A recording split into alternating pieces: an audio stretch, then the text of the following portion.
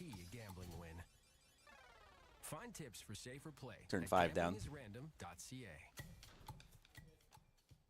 Welcome here to Fergie Jenkins Field, and the first of its kind, it is BARNCAST. Welcome in here on this Friday night on Barnstormers TV. My name is Mike Renier, along with Dan Dominguez. Cole Dupuis, our producer extraordinaire, he is putting this all together. And we're getting a little bit something new here. You say, hey, the Barnstormers are on the road tonight. What are you guys doing at Fergie Jenkins Field? Well, this is actually a vision you had, Dan, with Cole to kind of have a piggyback idea off the Manning cast. Yeah, we're stealing Peyton and Eli and ESPN's little baby here. I had the vision, Cole had the knowledge, and this is what we're putting together. So we're trying to get some of you Barnstormer fans out there to come tune in. We're going to have some fun watching it. We're not doing play-by-play, but we're gonna enjoy the game, a little bit of us. We got some real special guests coming up for you here today.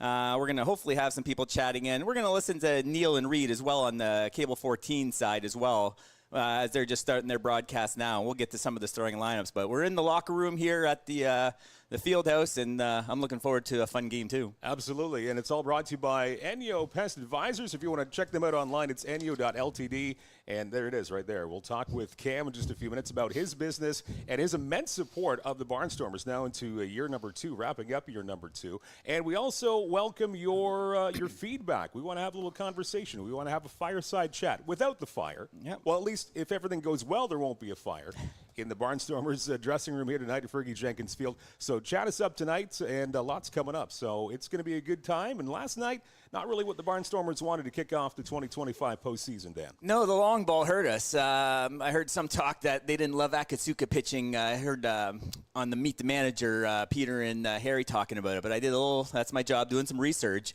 Akatsuka actually had better numbers at Fergie Field, surprisingly enough, than he did on the road. About a 3.5 ERA as a home.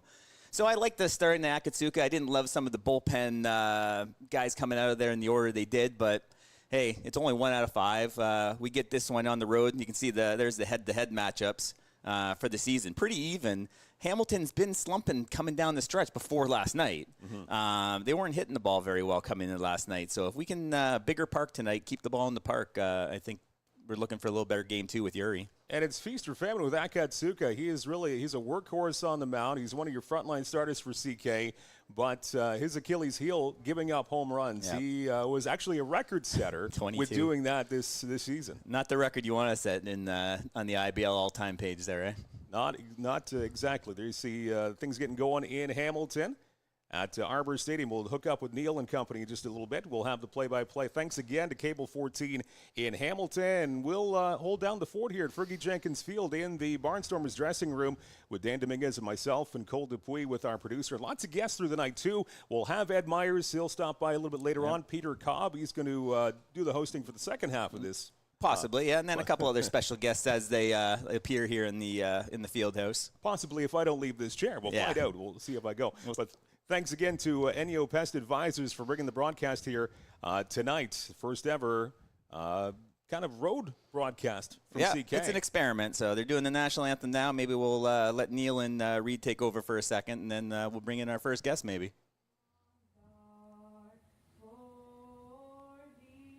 There's Stephanie on there.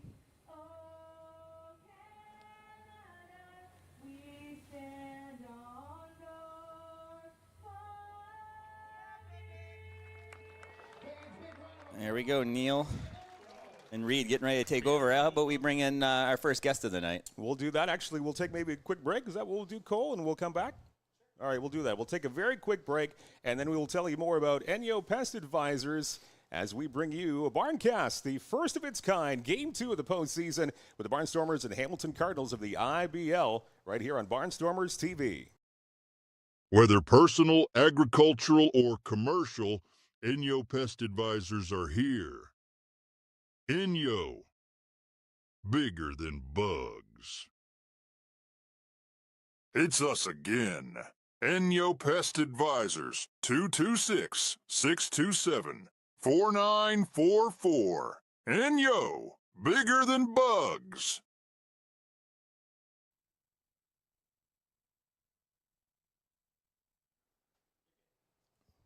We're back here from Fergie Jenkins Field inside the Barnstormers dressing room. It is the first ever BARNCAST here on Barnstormers TV. Mike Renier along with Dan Dominguez, Cole Dupuis, our producer, and the first of its kind. When we bring in Cam Bayshard joining us on the broadcast here tonight with Welcome, Enyo. Man. Thank you very much. Cam, thanks for being such a great fan and sponsor of the ball club. You know what? There's nothing better than coming out to the field on a Friday or Saturday evening and just sitting with the fans and watching the Barnstormers play. It's just a fantastic environment. Love it every single weekend. So we're going to bounce in and out of the game a little bit, listen to Neil and Reed, and then we'll work in some talk with you. I know you've had a great time being one of the lead sponsors, it feels like, for Chatham-Kent for these first 2 years. Yeah, absolutely. The Barnstormers sponsoring this team has paid dividends. It's a great organization. Fantastic club. Cam Bayshard of Enyo is a great sponsor of the Barnstormers in this broadcast here tonight, first ever BARNCAST. Take us back 2 years. You found out ball club is coming to CK. What were your first thoughts? You know what? They say that Chatham-Kent is a hockey town, but I don't necessarily completely agree with that. I mean, baseball is at its heart and at its core, and I think that it was the right idea. Dom presented it and brought the team aboard, and some great owners. I think it's fantastic. Oh, I agree. I mentioned this in an interview with Dom yesterday. I'm more of an Essex County guy, but I'm coming from Leamington. But I've grown up in southwestern Ontario. I've been here 52 years, and I've never been in the hockey community. I know for a fact. Like, I've played on some solid baseball teams. Oh, look at that. We're already on base here. Just say, first pitch, there's a first pitch hitter every single time. We were talking about that with Dom earlier, and we got a base hit here for Marcus. So good way for him. He missed about 2 weeks with a late season injury. He had a lower body thing after a game in Hamilton, actually. So it's good to see him off the schneid there, eh, Mike? You are good luck charm, Cam. So we're going to keep you here the entire night. And so far we're batting 1,000, so a leadoff single for Marcus. So tell us about your business and starting up Enyo. How did that all kind of come together, and your relationship with the Barnstormers shortly after? You know what? I worked for a larger company for 10 years and got a lot of experience and really found that Chatham needed a wholesome pest control company, and I thought, why not start something? My wife gave me the idea of the name Enyo, and the ball club came up, and they were looking for sponsors. Oh, here we go. Get down. Routine. Sorry, go ahead, Cam. That's okay. We were looking for some sponsors, so I checked the bank account. I was just starting out, fresh as a business owner, and took a majority of what I had there and put it into the Barnstormers, and it's definitely paid back dividends. It was a great opportunity for me. You got some of the chatters already in. Good to see the first lady, I guess, or one of the first ladies of the Chatham Barnstormers, Stephanie, chiming in there. Good to see. My wife's in there, too, saying we look good, so yep. I paid her to say that. I imagine so. So maybe we'll listen to Fukuda's at bat here, Mike, a little bit. As we go to Cable 14 in Hamilton. That's Chris better. Long is at first base, and Darren Schramm is at third. Of course, tomorrow, if it is an elimination game, we'll have 4 umpires for the rest of the series. That one misses inside. The count is 2-0. And the home fans all over the plate umpire already here. 3 batters in.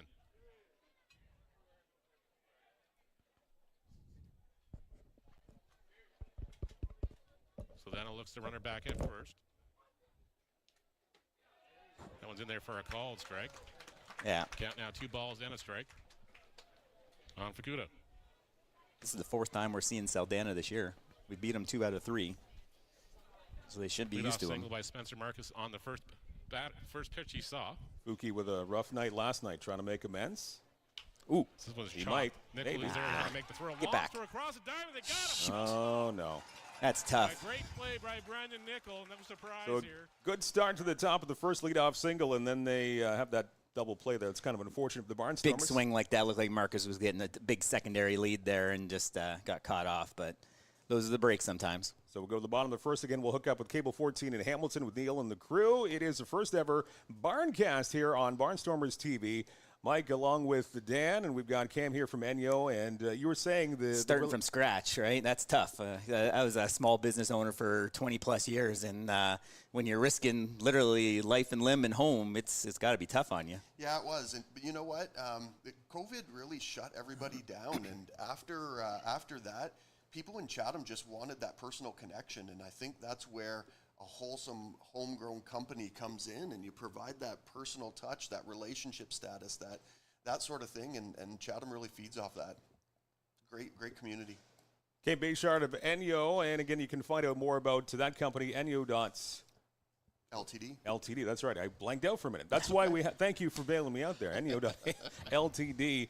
But really, in advertising with the Barnstormers, only just a couple of years has really paid dividends for you. So that relationship's going by wonderfully. Yeah, I put a sizable sponsorship in, and within 3 days, I ended up getting feedback from somebody in the community saying, "Hey, you sponsor the Barnstormers," and I ended up getting my first contract from the Barnstormers, which was the donation amount, or very, very close to it. So it was fantastic. And since then, I just put back into the Barnstormers the value of what I'm getting back from the community, and it's fantastic. Okay, so 2 seasons in, who's your favorite Barnstormer all time so far? Oh, you know what? I have to love Suki. Suki from behind the plate there, his throwing out people at second is just fantastic. About that for you there, Dan? Yep. What are we looking at? Question stats for me. Masuki set a record. What was his percentage? It's about 38%. I think it's 37.8 to be exact. 22 caught stealings this year. And honestly, 33% is considered normal. 33 is on the high side, honestly. And yeah, thanks, Cole. But yeah, league average was actually under 20 this year, like for IBL. Wow. Major League Baseball might be a little higher, but in our league, it's under 20. And honestly, those 22, I would probably add about 4 to those. As many of you know, Point Streak's not necessarily the most reliable site we use, but there's a few that may have disappeared somewhere in the internet cracks there at some point. So honestly, he's probably up to about 26. 2 more last night, right, Mike? You got the guy at third and the one at second, I think, last night. So yeah, phenomenal job from Fukuda with, and even Oda for the limited times he had at 4 or 5 this year. So exactly, yeah. It's surprising. Everyone always says, why are they running on our catchers? They just never learn, I guess. And watching those two behind the plate all season long, just kind of trying to one-up one another, that was really fun to watch, and saying, hey, whatever you can do, I can do better between those two. So it was a fun matchup for those two behind the plate this season. And I see Graham there, about 33%, but yeah, IBL percentage is closer to about 20, actually. So we don't have the talented catchers in this league like Fukuda. If you take out the Chatham-Kent averages, that overall average just plummets. But CK really kind of pulls up the league's average. We're far and away the best defensive catching team this year. Yokoyama getting ahead of the count here to the leadoff batter, the Cardinals. Dominguez had a good year. He started off a little slow. He had that pop, that one in left field. How far did that go, Mike? Geez, close to 400 feet probably. We didn't have, we had the radar gun going last night. We didn't have the tape Exit measure. velo. Yeah, we didn't have the tape measure of the home runs. That's our next, maybe we'll work on that for year number 3. And that's a nice line drive to third.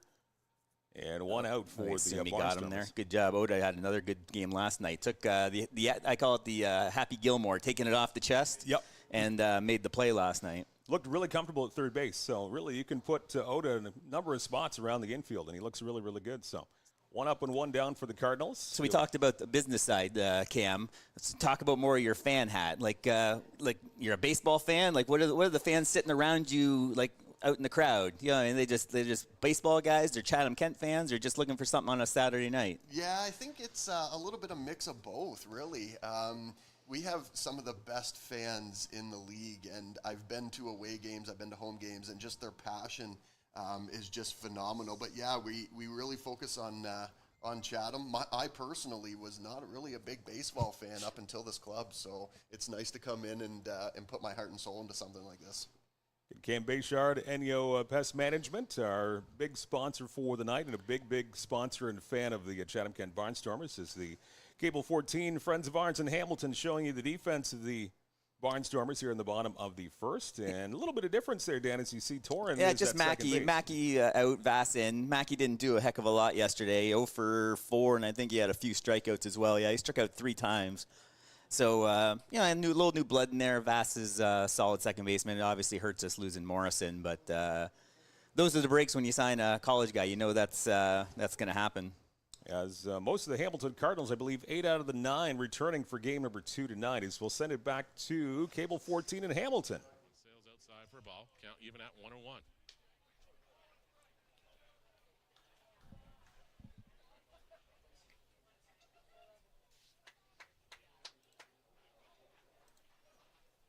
Good to see Yuri throwing some strikes. Late in the season, he had a little trouble. Pounded down the line. It's a fair ball. Ooh, that was close. Yeah, he's going to get the second there. Foul they ball. called it foul. Yeah, Okay. ball. Yeah. Unfortunately, had to do the two-step to get out of that way, and I think he got a little confused down the line. Okay, if it's a break, we'll take it. We need a break. As the Cardinals fans are all over that umpire down the line here. Looked like a close ball, fair foul. They called it foul for Nichols. So We know a thing or two about the fans being on the umpires, eh? I don't Yeah. even know if we need replay for this one, respectfully. Man, that hurts. oh, we got a replay here, Cole. One's belted down the line. Yeah, it looks like it's. Oh man. Ooh, that looked pretty fair, but Someone Playoffs, lost guys. track of it when he had to dive out of the way. They're Going to have to take advantage of that. for sure, Bad 2 gift. strikes. Nickel watches this one sail outside. 2-2 the count now. 2 away. Good to see another broadcast now with replays. They got Cole set the standard here for Barnstormers TV, the Barncast. So everyone's got to catch up to what Cole Dupuis. There's a strike 3. Hang on, Mike. That strikeout brought to you by Enyo Pest Advisors. Bigger than bugs. You should do your own commercials. That's great.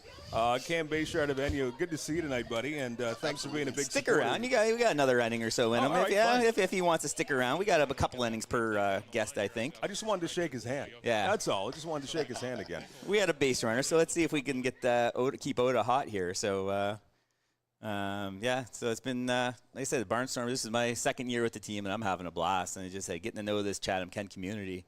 Just dealing with everyone. Not a bad thing to say about anyone. Just getting to know all these people. We're going to have some of the other legends coming on. Peter Cobb, Ed Myers coming today. You grew up. You say you weren't in this area growing up, or? Yeah. Actually, I know Ed Myers from back in school, and Peter Cobb. I know a lot of his family, and they're well known around the community. And Chatham is a fantastic community. Ed Myers knows everybody. Yeah. It's Absolutely true. everybody. Yeah, as we get ready for the second inning here. Up in Hamilton, still scoreless between the Cardinals and the Barnstormers. Again, game number 3. We don't rest around here. 3 games in 3 nights, so game 3 going at Fergie Jenkins Field, just steps away from where we are right now tomorrow night at 7 p.m., and we'll have the call. We'll have our full broadcast. Chris McLeod and Ed Myers with the call, and Dan Dominguez right next to us in the broadcast booth. It's just at a station, so we'll be back on the air in Barnstormers TV tomorrow night. And thanks for joining us on the chat here on Barnstormers YouTube fan. You look at that, page. Mackey giving someone an autographed bat yesterday. It just shows, and just these players are great too. You can bring in guys that just don't fit in the community, but you see these guys doing community events. I see Instagram pictures, the whole group of them going to hanging out on a beach and at campfires and stuff like that. So it's good to see the guys hanging out together and really bonding as a team. This is something that I really like about this league. You go to, whether you're going to away games or home games, you sit there and you get to meet the players, go up after the game, shake their hand, really get to know them on a personal level. And I think that's why I fell in love with this team and this environment. It was fantastic. Yeah, it's got that minor league baseball feel to it. I've been to a few minor league stadiums, and it's got that. You get the autographs from the players. The players love it because they don't necessarily think they're big leaguers, but to have a little kid come up and ask for their autograph or a bat to someone's niece, these guys are rock stars in Chatham. Little kid, I was out there getting autographs myself. That's great. And one person there has a signed ball from Catalin Morin. Yep. And then how about Oda's game yesterday? That bomb he hit late in the game. Unreal. Over the field house, I'm sure. I mean, we lost it around the pole, I think, Mike. And like I said, I heard your call. You were wondering if it was fair or foul, and it just hooked around it. Yeah, there was a little bit of doubt if it was going to stay fair or not, but it did, and that was a long, long way. And what a pickup for the Barnstormers and Yushin Oda. He has been certainly a fan favorite. Great fielder, as we mentioned, not just a catcher, right? Put him in the infield. He did a little outfield as well. I remember him during the preseason game against Kitchener gunning a runner at third base, I think. Good 3-0 take there. That's okay. Get Saldana, get him some pitches. Try and get that pitch count up. Let's get into their bullpen a little bit. In this series, we don't want to be working our bullpen too much. So get to some of their bullpen arms and see if we can cause some damage. Let's see what he can do with this 3-1. Ooh, that was a close one. Yeah, it's Looked tough. like a strike, though. If he hits Good call. that's rolling the second base. So I don't mind that take at all. He's not doing much damage with that pitch. Owen Boone just unreal last night, though, for the Cardinals, as we expected him to be. Yeah. He's a fantastic pitcher. Ooh, might have chased one there. tough one. That ball bottom fell out of that pitch, so that's a tough one. Good pitch by Saldana. But yeah, no, Boone, I heard stories about him in London, how, what did they say, he did like 140 one night and came back the next night and threw another 60 in a playoff a couple of years ago. Oh, wow. And it's just, he's just a workhorse. First no-hitter in 48 years in the IBL for a 9-inning game. So yeah, that's the guy. You know, I mean, we're still a young team, but eventually we're going to develop those guys. We got some young arms that are going to develop into those Owen Boone type guys. And then this guy is unreal right here, Sadler Goodwin. Send it up to Cable 14 in Hamilton. It's Saldana versus Sadler Goodwin. Top of the second inning.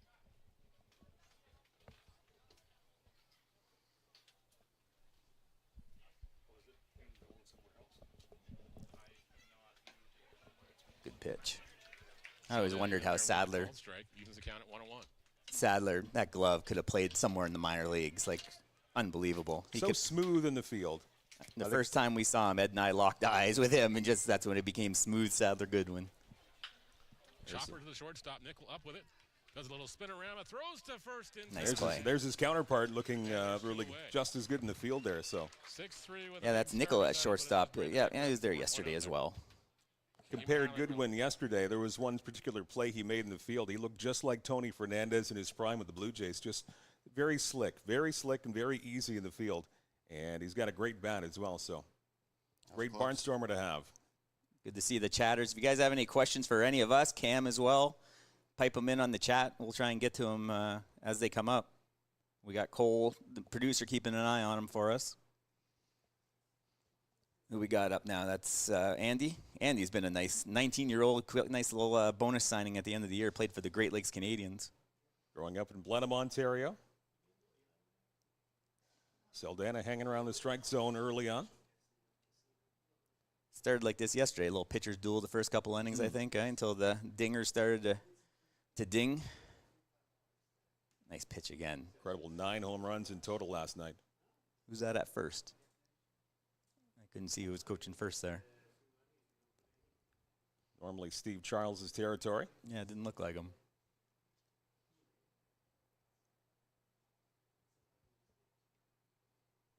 I saw Kemble here yesterday. Greg was around. It was good to see him back from work. He was telling some stories how when he's working by himself out in Alberta up on the line, he's got his ear pod in. He's got the game on his phone from high above the skies, listening and watching the Barnstormers broadcast. That's awesome. The first hit in Barnstormers history for Greg. Need Andy to get something going here. Oh, right down the middle. Just blew it by him. 2 innings in for Saldana. He's looking pretty darn good. Right after Owen Boone was quite dominant starting for Hamilton last night. So now Yokoyama trying to match that again. Looked like Stephanie recognized the first base coach there, I think. I think she's pretty close with the first base coach. She knows. Yeah, she knows who it is. Yeah. / manager / general manager. Thanks to Steph being on board with our broadcast here tonight. So we go to the bottom of the second up in Hamilton, still scoreless.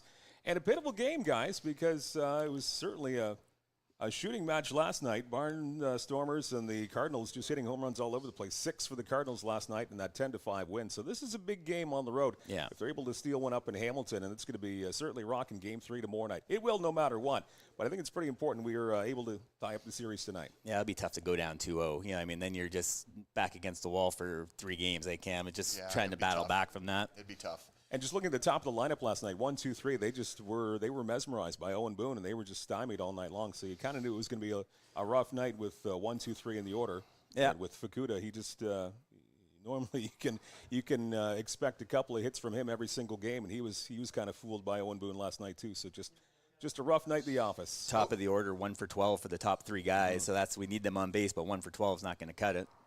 No small ball last night though. All dingers. That was incredible. They did bunt once on us there, but they did a sacrifice that I think the next guy hit a home run after the sacrifice bunt, so it didn't really matter. But, it wasn't that game. That was definitely a Fergie Field game last night. They figured the balls were flying enough. They didn't need to play small ball. They could easily get 2-run home run and just wait a few minutes. And it looked like, Mike, there was a bit of a breeze kind of straight away last night. That ball was really seemed to carry. A little bit. Yeah, there was a bit of a breeze. Sadler's home run down the right field line is all of 265, and I think it's 264 to right, so it didn't get out by much, I don't think. And a couple of the other ones were like that as well. Here's Kados to start off.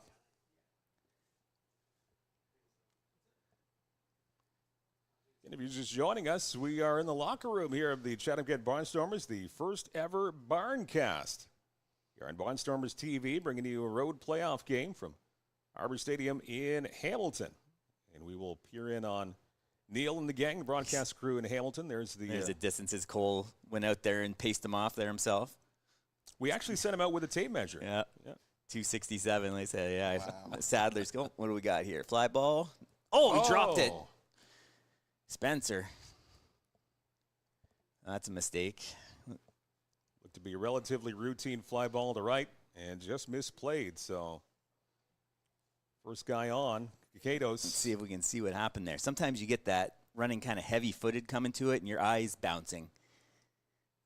It looked like he just took the eyes off the ball there at the last minute, unable to close the glove on it. And it is a different angle. Spencer's been playing center field for a year and a half. Right field, that ball kind of tails on you a little bit from the right-handed bat. So just, unfortunate. We'll see if, what do they got? Hernandez, the catcher, see if he's going to be bunting here or not. They got a drone up in Hamilton today. Catch that, Sad. Twist him. There we go. That's Not all right. Quite. Good first out. Sadler, good one. And no one's angrier right now than Spencer Marcus after misplaying that ball. Yeah, we'll hopefully get him up next inning with a runner on. Yeah, I saw the drone shot there, Cole. I heard Cole pipe in there. Cole compares all the shots because he knows his shots are always like a step above most of the league. So, and if someone does come up with something creative, he can copy it and make it just that much better. And I'm sure you're happy with what Cole's brought to the table for Barnstormer broadcast. I'm sure, Cam? Oh, absolutely. Yeah, it's great. We're really inflating Cole Dupuy's ego here tonight. And his staff. I'm sure if he'll pipe in. Wes and a few of the other names. I don't recall all their names. Wes, Thomas, and Tom. And Megan left, unfortunately. But half of the season. The camera operators have been tremendous. We got Eric over from Kojiko helping out a little bit. And the other gentleman, Chris? Yeah, that Chris comes Taylor in help. as Chris well. Taylor as well. So, first-rate staff from Dupuy Media Productions, right? Oh, did you hit him there, Mike? Got him on the forearm, I think, that lead forearm. So that'll put 2 on now for Hamilton in the bottom of the second. Looked like it really got him. Rempel, who was a pinch hitter late in the game last night for the Cardinals, and that's an elbow. That's right on the elbow. Someone got hit on the elbow yesterday. Was that Williams, or I'm trying to look at my box score here real quick. It wasn't Williams, but it was a wrist. I think somebody got. Oh, it was Duncan. Yeah. Duncan got it in the top of the 9th. So it looks like he's shaking it off, and Rempel's at first base now. Getting the start for Hamilton tonight. I think in the 4 shot there, that's the first female coach, I believe, in they thought it was IBL history that they have record of. There's their drone shot again. So Yuri looked like he's throwing pretty good. I know he was having a little trouble with the strike zone, I want to say, in the last maybe third of the season, Mike. Yep, and it seems to be in good control. Both pitchers, both starters in good control tonight, and it's good that he comes right back down the pipe to start off this hitter with strike 1. I find that it takes him a little bit to get warmed up before he starts throwing the ball. Double play ball, maybe? I don't know if he hit it hard enough. Yeah, he didn't quite hit it hard enough. Good turn, though, from Sad, and Vass has a cannon. But, yeah, no, I'm just pulling up his numbers here right now. Where's Yuri? 5 wins this year, 4.26 ERA, 250 opponent batting average. And just not a lot of strikeouts. Only 33 strikeouts and 34 walks. I know Ed Myers would be talking about that ball-to-strike ratio if he was here right now, Mike. Oh, he will. Once he comes around the 5th inning, he'll talk about that. Oh, looks like Cole, Thomas getting some shout-out there. That's good to see you guys. JP, I know, is kicking around here somewhere with scoreboard operator Rigby. I think we'll talk with Rigby a little bit later on in the show. This is a big at-bat right here, Mike. 1st and 3rd. We can't let any balls get to the backstop here. We got to keep this game at 0s. Well, the Barnstormers scoring first last night and coming on the wrong end, so. Oh, there we go. There's Colin right there. I saw Colin, some of the Barnstormer faithful on the screen. Right on. So your summer months, I'm sure, are really busy. It seems to me that feels like a bug season. Is the fall, winter? No, This is summer. not looking good here for CK. Stay in the park. Gone. 3-0 Hamilton. That was a big. I big timed fly. that question wrong. You know what? It is a busy time in the summer, and yeah, we're just about rounding down to the end of it. We stay busy all year, but during the summer you get all those extra spider sprays and that sort of thing. What you got, Cole? Mike, just hit that green button. Green button we want. Nope. Oh, pardon me. I'm slow on the sound effects. Pardon me. That's Brown. He hit one That should last have night happened. as well. That should happen 30 seconds ago. That's all right. Yeah, Brown had 1 for 3, a homer and 2 strikes. Brown had about a 34% strikeout rate. Jaden Brown got all of that one. There's we didn't want Yokoyama's that. expression. Says it all. That hurts. 1 pitch away from getting out of it. That little slow roller to Sadler. No way he can turn it. But all these runs, Mike, unearned. Yeah, off of that. I assume Misplay. they called it an error. I haven't been on the point streak site, but if they didn't call an error, they should have. But yeah, no, that fall. But you're staying busy in the wintertime there too, Cam? Absolutely, yeah. We have greenhouses and factories and restaurants and all that good stuff that need protection and need monitored, and that's where Enyo Pest Advisors come in. Yeah.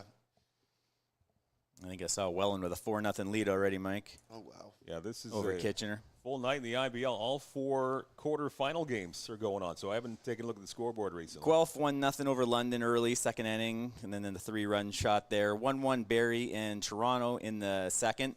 Toronto lost a heartbreaker last night. Gave up a run on there's Benny There's and Brian Bennett. sack fly to tie it up in the bottom of the 9th, and then an error, wild pitch. This is another well-struck ball. Jeez. Oh, dear. Let's go, boys. Into Oh, did we second. get him? Did we get him? Okay, On nice bottom throw. side, Was yeah. that Marin, I think, who backed him up there? We'll have to see if they center show field. that again. So singling it out. So we're going to have a little bit of work to do here. So let's see if they show this one again. Who slid down? Yeah, Andy overslid it, but Spencer Marin nailing Cruz there 8-4 with Vass putting the tag in. There, he wasn't too happy with that. All right, 2 innings in Hamilton as the Cardinals have a lead in the Barnstormers. Again, the first ever Barncast as they're coming at you from the Barnstormers dressing room. And we will come back in just a moment. Hang out with us in Barnstormers TV. Inyo Pest Advisors, serving all of southwestern Ontario, where you live and where you work. Inyo, bigger than bugs.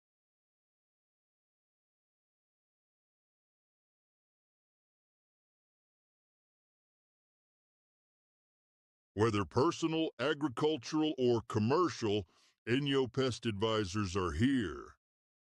Inyo, bigger than bugs. It's us again. Inyo Pest. Welcome back. First ever Barncast in history. We're coming from the dressing room here of the Chatham-Kent Barnstormers, Fergie Jenkins Field. Mike Renier along with Dan Dominguez. And Kids are running the bases. I can't believe they let kids do that during the game, but oh well. well, they haven't started the inning just yet. Yeah. Cam Bayshard in here, too, with Enyo, as you see, bigger than bugs, a great supporter and sponsor of the Chatham-Kent Barnstormers. Do I know who Rain or Shine is? I see them on the baseball game chats all the time. Yeah, Chris Rayner, he's a big fan. Big fan in the middle section there, right behind the plate. Okay, Him we and his chat wife. on the road games all the time with him, but I don't know the face yet. He'll have to come up and make sure you come up and say hi to the booth one time. How many games do you normally get to in a season? I know it's only the second season, but Everyone but the Tuesdays for home games, pretty London. much. Yeah, and then if I can get away, I think next year we're going to head to Welland for a weekend and hopefully catch one of those games there. I heard it was a nice stadium, but Yeah, I know the DJ Jeff Hopman went up there and did a nice video with the family and stuff. He spent a game there late in the season. He saw one of the games, and that park's just supposed to be tremendous. What, 2,700 people a game, I think, Mike, somewhere in that neighborhood? I've never been to that stadium, but it looks absolutely beautiful up there. And certainly, before the Barnstormers came around, I would have totally told you that the Welland Jackfish, best fans probably, and the most passionate fans in all of the IBL. Yeah. But now I'm biased, and I think we're number one in that now in our second season. See if we can get to Saldana here. We just 6 up, 6 down. Marcus got on, but got lined out for a double play. But Vass didn't play last night, so let's see if we can get some. Gotta get some base runners. Gotta get in this pitcher's heads. Pitchers pitch arms. different when there's a runner on base. It's a different mindset out there. It's true.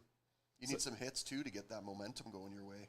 And we hit so well down the stretch. It's just they always say in the playoffs, right, Mike? Pitching over hitting in the playoffs. Absolutely. Saldana gets a little bit low there, but I'm super impressed with the progression of Vaz. Second half of the second season with the Barnstormers, he's really impressed me with his hitting. He's come a long, long way because that certainly wasn't his forte last year. Yeah, he had a little bit of strikeout issues in that first season. We can, I guess, nicely say. But yeah, no, he's a strong kid. But yeah, no, I'm trying to pull up his last 10 games here real quick. Hitting almost 300, couple homers, 6 runs, 6 hits. So yeah, nice strength down the stretch and really good defensively. You can put him second, short, third. Oh, that's a good pitch. Questioning the umpire on that one. It looks more than questioning, but we don't have a lot of bench players, so he's got to. Stay in there. Oh, you wanted the volume up there? Stay in there, Torrin. Just absolute paint there from Enrique Saldana after coming inside with the fastball. He freezes him on the outside corner for strike 3, and you couldn't have placed it any better than that. Nothing poor Vasilanic could do there. Just a well-placed pitch. And what the key you'll see, I don't know if they have the home plate cam, they'll show it again. Yeah, maybe it was a couple inches off the plate, but when that catcher is right there and doesn't have to frame it, the umpire is going to, especially in this league, is going to give you that call. If I have one criticism of our boy Fuki, sometimes he tries to overframe it, and when I'm an umpire, I'm not going to give it. Yeah. Where I feel Oda's a little bit smoother on the frame job, and that's a skill in this league because you know what I mean. You don't tap your hand on the head like in the majors are going to experiment. We don't have the little box on the screen. Cole's thinking of it, but one year maybe. But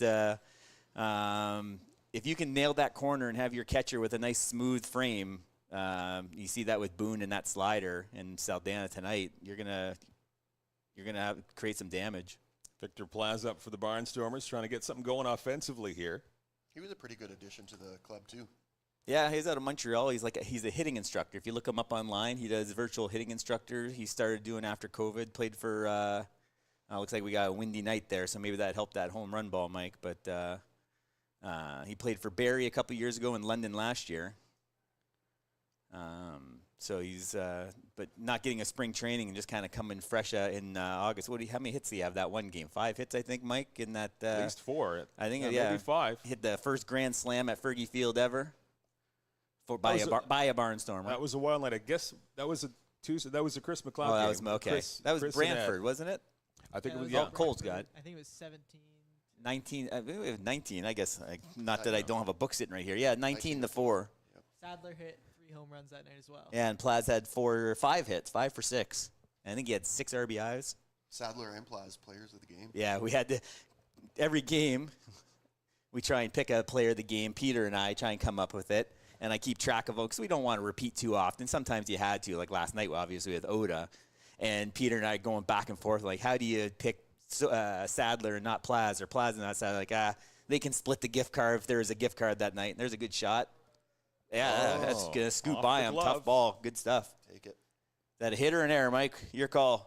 You know what? I think that's a hit. That was a rocket off of Plaza's bat. I'm going to say base hit. Okay. I've never been an official scorer, so take that how you will. I'm checking see what they called here. That was a tough hop off. They gave him a hit. Yeah, that was a really tough hop off the dirt. I'm going back to check the Marcus one too. What they called out there. Yeah, they did call an error on Marcus there. Out in right field. Yeah. No. And speaking of good second halves here, or late seasons, Owen Constantino, 310 the last 10 games, 6 runs, 2 homers, 9 hits for a guy that had trouble getting in the lineup early in the season. And his defense, how about that diving play yesterday? That was incredible. Incredible. So 1 on, 1 out. Barnstormers trying to get something going here.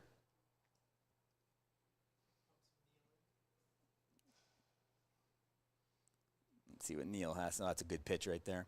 Send it back to Cable 14 in Hamilton.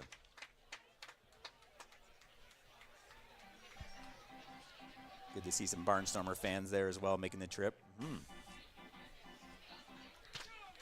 like we got a booth cam coming up between innings here, too. How about that? There you go. 0-2 the count. Throw over to first. Keep Plaz honest. I don't think Plaz is going anywhere there, eh, Mike? Not his forte. Not known for his speed and his base running, but it is kind of blowing out. It's blowing out to left field. A little bit. Just a tad. I keep looking for a flag out there for some So reason. yeah, it sounds like they got some wind according to Neil and Reed. Yeah. That one's fouled off by Constantino, and the count will remain 0-2. If I'm this pitcher, I'd just drop a old Uncle Charlie in the dirt right here. See if the 20-year-old chases it. Struck out Vasilanic and Groening on it, and he's leaning on it a lot right now, but he's also a pretty frequent changeup guy to lefties such as Constantino.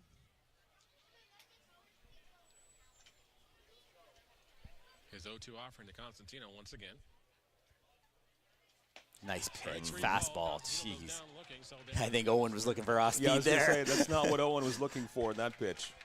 2 looking strikeouts, 3 total for Saldana. Saldana looking dialed in here, 2 2/3 innings into this one, and stake to a 3-0 lead. So it's going to be another tough night of the office for the offense for the Barnstormers if this keeps up, and Saldana just looks as dialed in as Boone did last night.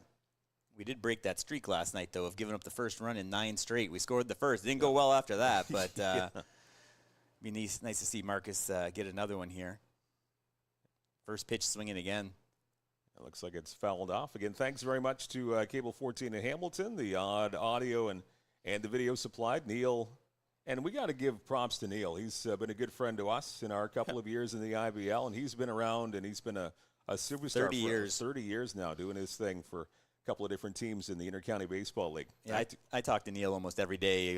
We message pretty much daily, and during the season, we bounce ideas off each other. He tries to ask me some Player of the Week questions sometimes, or Player of the Month, and then the podcast too. The IBL Inside Pitch is a must-watch for any IBL fan. Yeah, give that a like if you haven't subscribed to that one yet.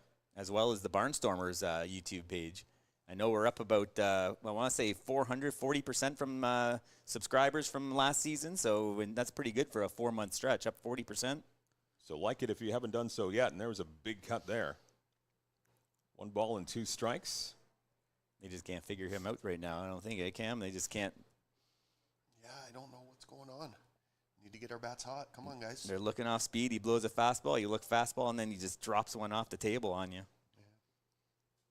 Getting Plaz on at first for CK. Yeah, not much wheels. You can see him real choking up, short swinging here. That might flare. Oh, he hit it harder than I thought. Get over his head. Get over his head. Oh, he dropped it. Dominguez. Good job, Dominguez. Is he going to score, or is he too slow scoring? Get down. Nice. Standing up. All right, we're on the board. We'll take it. So really, defense not really too shiny here for either side, really. No, a couple of right field errors, if they call that an error. We'll have to I'll go back and look again. Blame it on the wind. That's a tough ball. Like you said, Cam just said, the wind was going. And just, again, those heavy feet. When you try and, if Ed will tell you this perfectly, who just walked in, when you're stepping and trying to catch at the same time, your head is moving. If that head is moving, you lose sight of the ball. And that's a big run right there. Hall of Famer Ed Myers walking into the dressing room here. We'll have him on the broadcast coming up. Looks like a nice night in Hamilton. Mm-hmm. In game number 2 of this best of 5. Game 3 back in CK tomorrow. Just a few steps away. And there's another almost Hall of Famer. Hall of Famer to be Peter Cobb. He's walking in here too. It's good. Now we're stepping up the superstars in this broadcast here very rapidly. Good to see Marin coming back in the second half. He had a bout of pneumonia. I'm not sure if you knew about Cam late in the season. I did. That hit him or wild pitch? No, that was a wild pitch. Or did it hit him in the foot? No, I think it's just a wild pitch. Yep. Oh, he moves on to third. I'll take that too. Marcus to third base. So now things starting to go the Barnstormers' way. There's Donnie Menard, the coach at third. Donnie was giving you some nice hard 90 stuff to play with. Yes. Great sponsor. I'm sure there's some gloves kicking around here, the batting gloves. They're a big sponsor of the team as well with some nice gear. So thanks to Hard 90 for supporting the Barnstormers as well. Yeah, I seen their gloves on the feed last night. They look pretty nice. Yeah, and the team, they had a lot of batting gloves too, the boys wear. There's a big cut. No extra larges in the clubhouse there for purchase. Oh, they have some for sale in the merch stand too? Yeah. Yeah, in the merch stand, and just see Cobber coming in with his postseason shirt.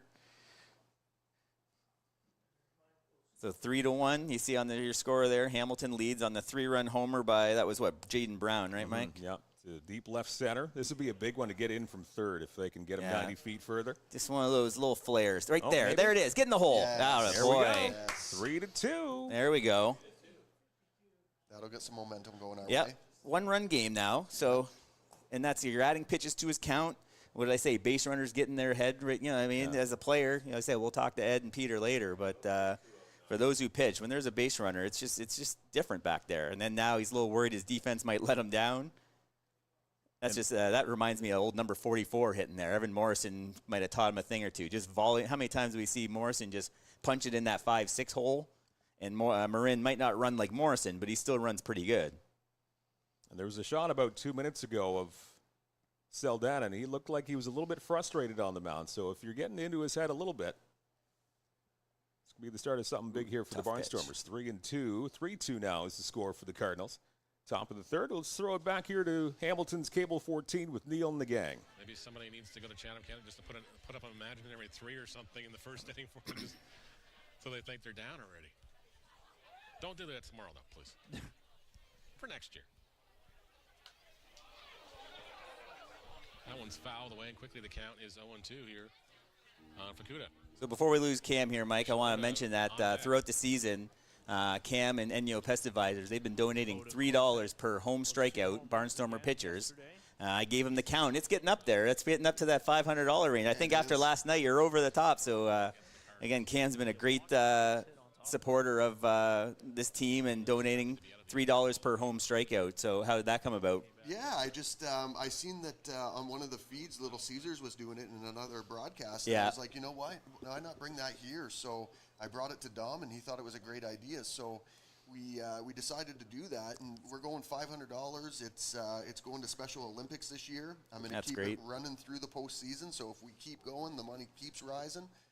But yeah, nothing like putting it back into the community, and it'll be going on next year too. That was almost a $50 night for you last night. $45, 15 strikeouts. That must have been a franchise record. Now, if only we could have got the win. Yeah. That one just a little bit foul. Good thing you weren't given money per home run last night. That would have cost you a few dollars too. True enough. It's actually crossed my mind, but then again, we're in Chatham, and it's short field. Left field home runs, right? Yeah, Every ball hit left of the scoreboard. 386 or further. I see you there, Stephanie. I'll get to that when I can, Steph. We'll get to that answer in the bottom of the third. Good question, though. Let's see Fuki try and keep this 2-out rally going here. Good fight-off pitch. That's a tough pitch there. He's had a bit of a drop-off in the second half, so I'm sure you're not going to find anybody who wants to break out of the slump more than Fukuda here. Yeah, Fukuda, where is he last 10? Actually, it's pretty bad when you say it's drop-off. He's only hitting 303 in the last 10 games. That's just it. But compared he to was hitting 350, and he's down to 333. But, yeah, when you expect so much out of that 3-4 hitter.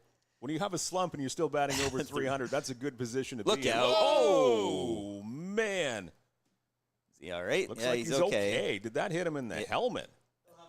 Shoulder, helmet, I don't know. Ooh, that was dangerous. Scary looking. It's okay. Throw it back to Hamilton.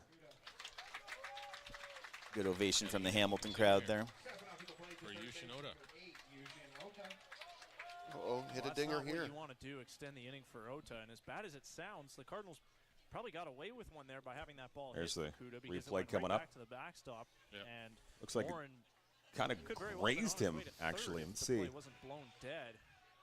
Oh, okay, looked like maybe it grazed him towards his shoulder, I think. Got lucky there. Yeah. Real time, that looked a lot more That could have did some damage. serious than it was there. As now the pitching coach out to talk to Saldana. So now, if you're the fan of the Barnstormers, you got a lot more hope now. It looks like you're kind of getting under the skin of Saldana and working on that armor a little bit.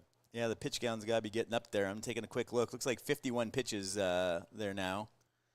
So after 3 innings, we're, 17 an inning. So, I mean, we got to get to that bullpen. And like I said, when there's base runners on, you can tell he's a different pitcher.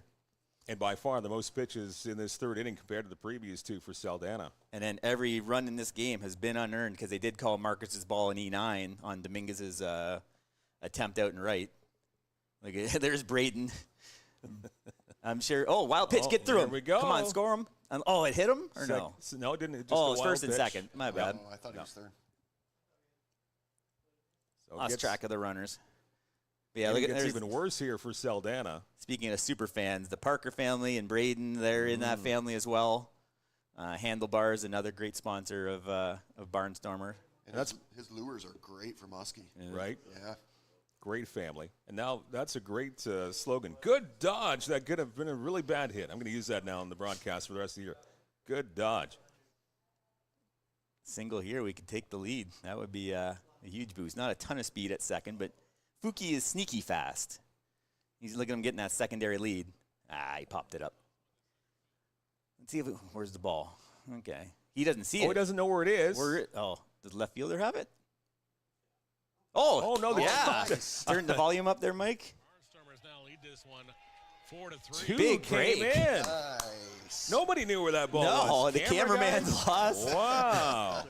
Look at them. Look it up like a hit a bird or something. They just let's see if the wide cam sees it. Look at shortstop has no idea. Center has no idea. I thought that was just a lazy fly ball to either left or center. Hey, Cole, shoot the mic over to our man Peter and Ed.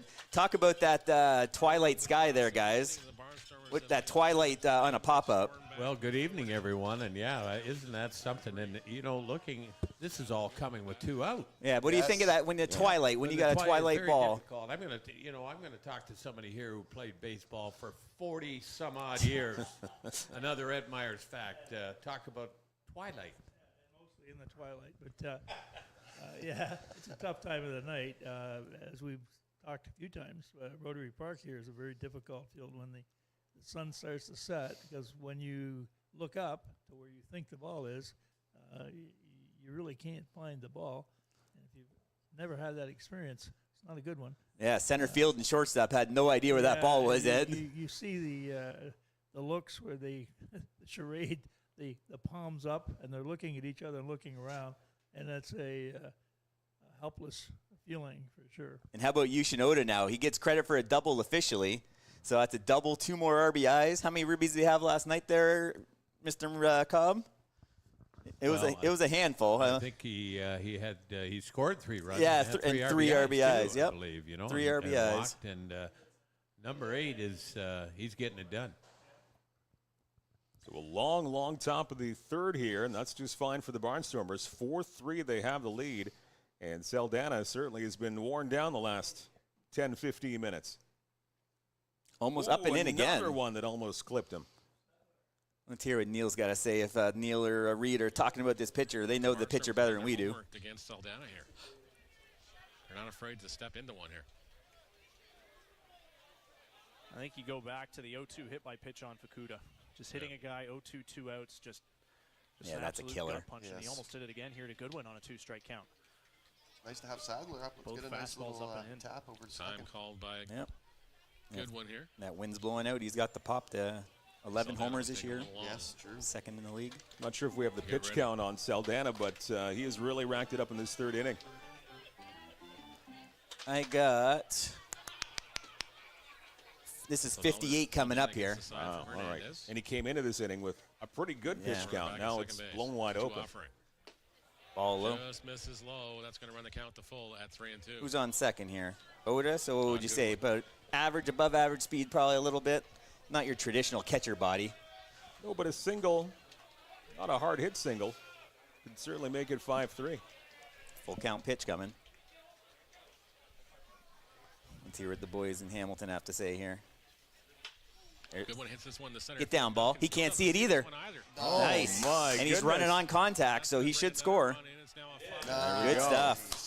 5-3 CK. So that twilight, as we talked about, that must be really playing a factor right now up in Hamilton. That's and then incredible. If the long inning, maybe it'll be dark by the time our guys get out there, so we won't have to deal with the twilight. You got something, Peter?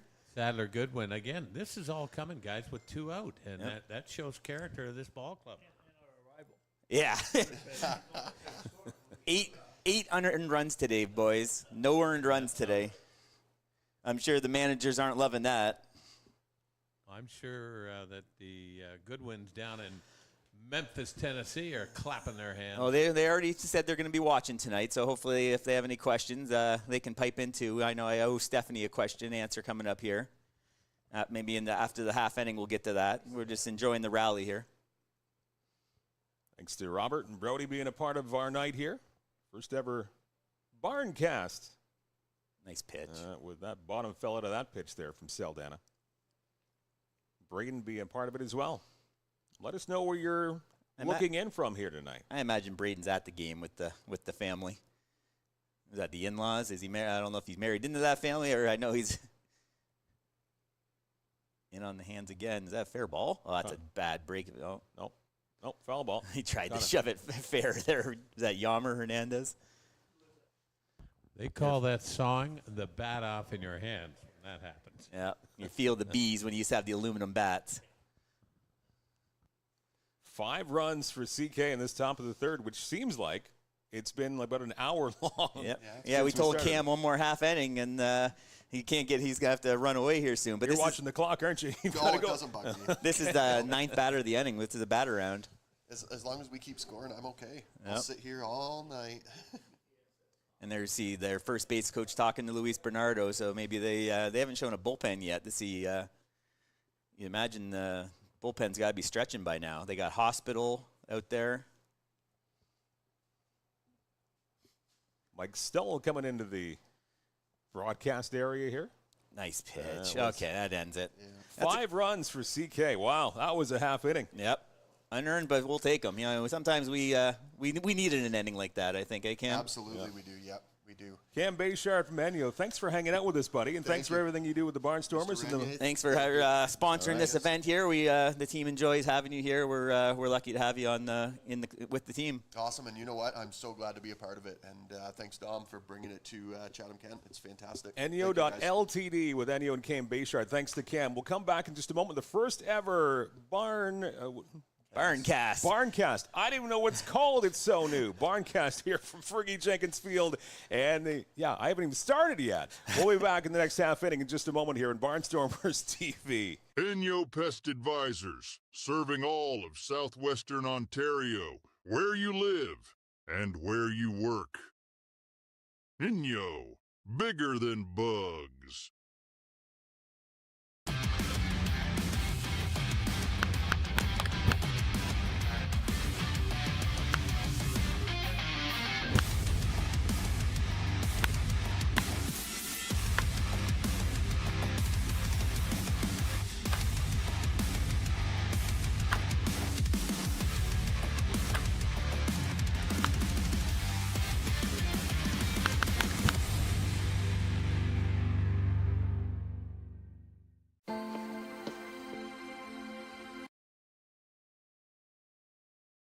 And I don't think it's happened in this park at all. It's late August now, so the sky's changing a little bit. Yeah. But it's just, again, you struggle to find the words. It hasn't happened at all season. Then Tyler Duncan twice in 1 inning just can't see the ball. And that probably got them 3 runs because it was 3-2, and then that was when the circus act started happening. Right fielder number 30. We saw the Cardinals mash their way to 10 runs yesterday. They already got 3 thanks to the long ball earlier in this game, so they can take comfort in the fact that this is not an insurmountable task. No, exactly. But at the same time, you just have to go out there and try to claw back here and put that half inning behind you now. And just bat for the guy behind you, get runners on here. Yokohama's first offering misses outside for ball 1 on Carlos Dominguez. And you think about what this could do to Yuri Yokoyama, too. He hasn't pitched in forever now. Well, exactly. It was a long inning. He had to sit down there and watch his team bat around.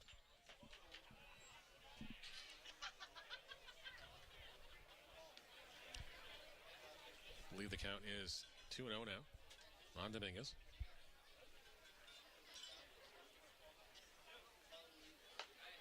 Yep, now 3-0.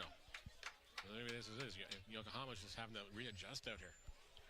But credit to Dominguez, too, for we know he likes to be aggressive, whether it's with the bunt or the A1 home run swing, but team just went down in that last half inning, so he's going to try and work the counts here and get on base any way he can. Oh, exactly. He's got a 3-0 count in his favor now.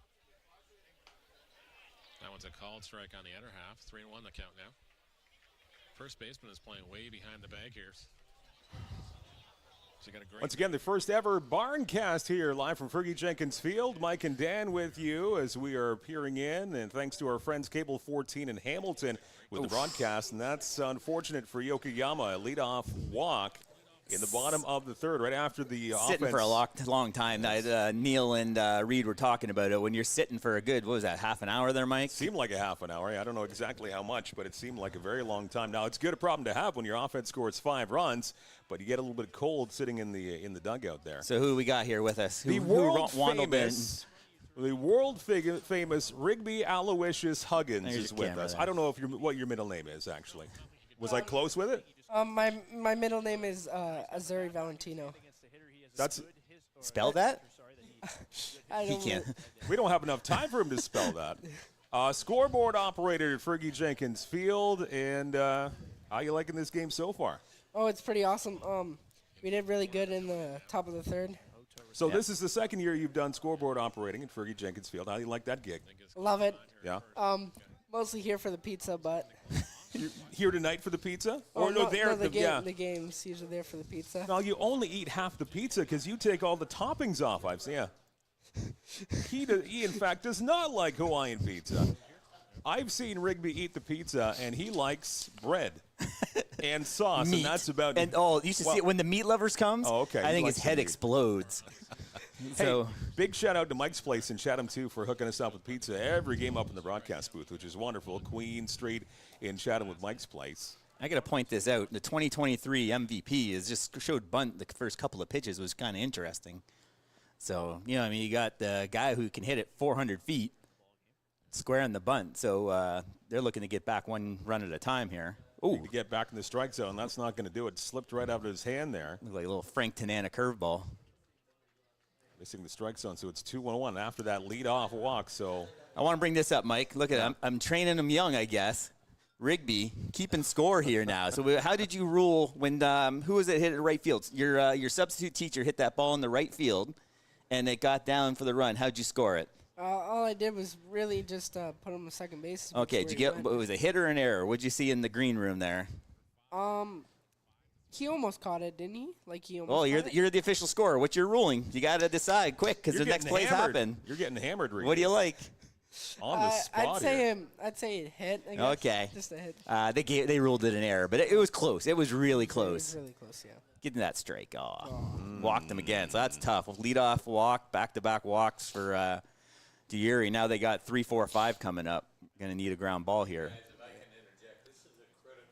Hang on. Sorry, Pete. Hang on. Sorry, Start Pete. over now. Now you're up. Yeah, there we go. Getting your volume up. All right, yeah, sorry, guys. This is a critical point in the game. Your team just gave you the lead, and it's really important that our pitcher. And there's Harry coming out now to stress that point. Good time to come to the mound. You want to get out of this inning unscathed because that gives your team confidence. When you can get him out 1, 2, 3, well, now he's going to have to work out of a bit of a jam. It's beautiful when your team scores 5 runs and gives you that lead, but when you're sitting for so long, things can happen. And also mentally, too. You can start to wander a little bit. And if you shoot it over to Ed there, you see anything, Ed, on the high release? He looks like he's missing high arm side a little bit.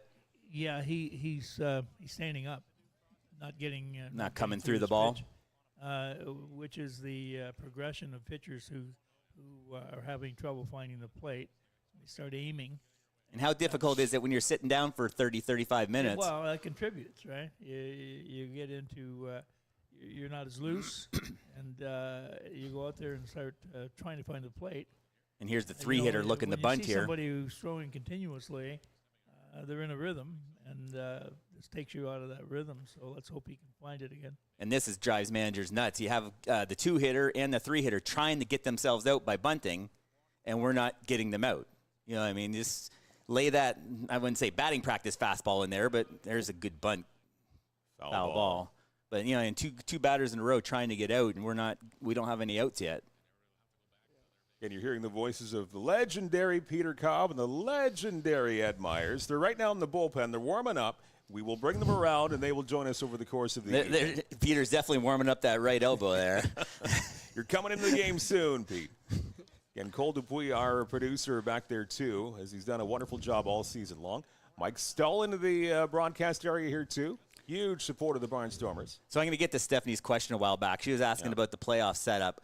So the top team is going to play the lowest remaining seed. So if Welland, who looks like they're going on to win their series, if Guelph were to happen to upset, let's see what happens here. Catch that. Did he? Oh, in the left field. Yikes. And that's going to go all the way to the track, too. So we're going to have a tie ball game. A glove on it there. And when they tied it. 5 tie. So, whoever's any upsets, like from the 5, 6, 7, 8 seed, or 5, 6, 7 would go on to play Welland. So that's why being that 1 seed is such an advantage, because not only you get the 8 seed in round 1, you see the scoreboard, you get the lowest remaining seed. There's Guelph already up to a 3-0 lead, and that's Claudio Custodio against Victor Payano, I would imagine. So Guelph pretty much parachuted in a new team late in the season. And that's the one quarterfinal I thought you could certainly see an upset. Nothing against the London Majors. I agree. Guelph had a great run last year, and that's just something. And they've also kind of bulked their team up for this postseason run. So I could see the Royals upsetting the Majors as they start their quarterfinal tonight. Is that score bug right there, Cole? Do you see that? First and second? First and second, nobody out.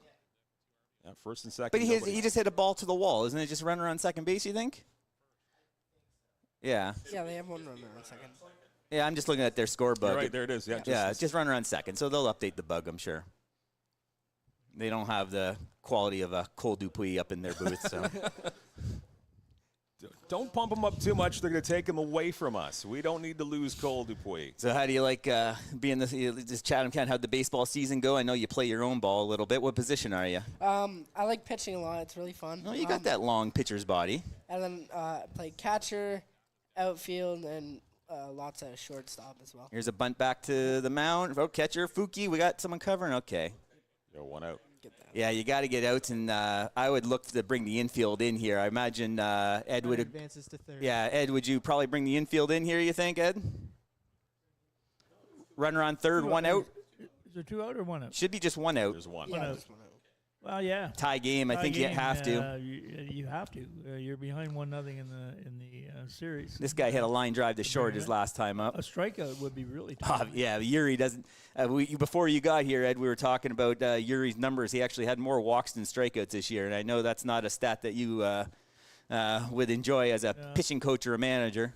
Well, let's see what happens.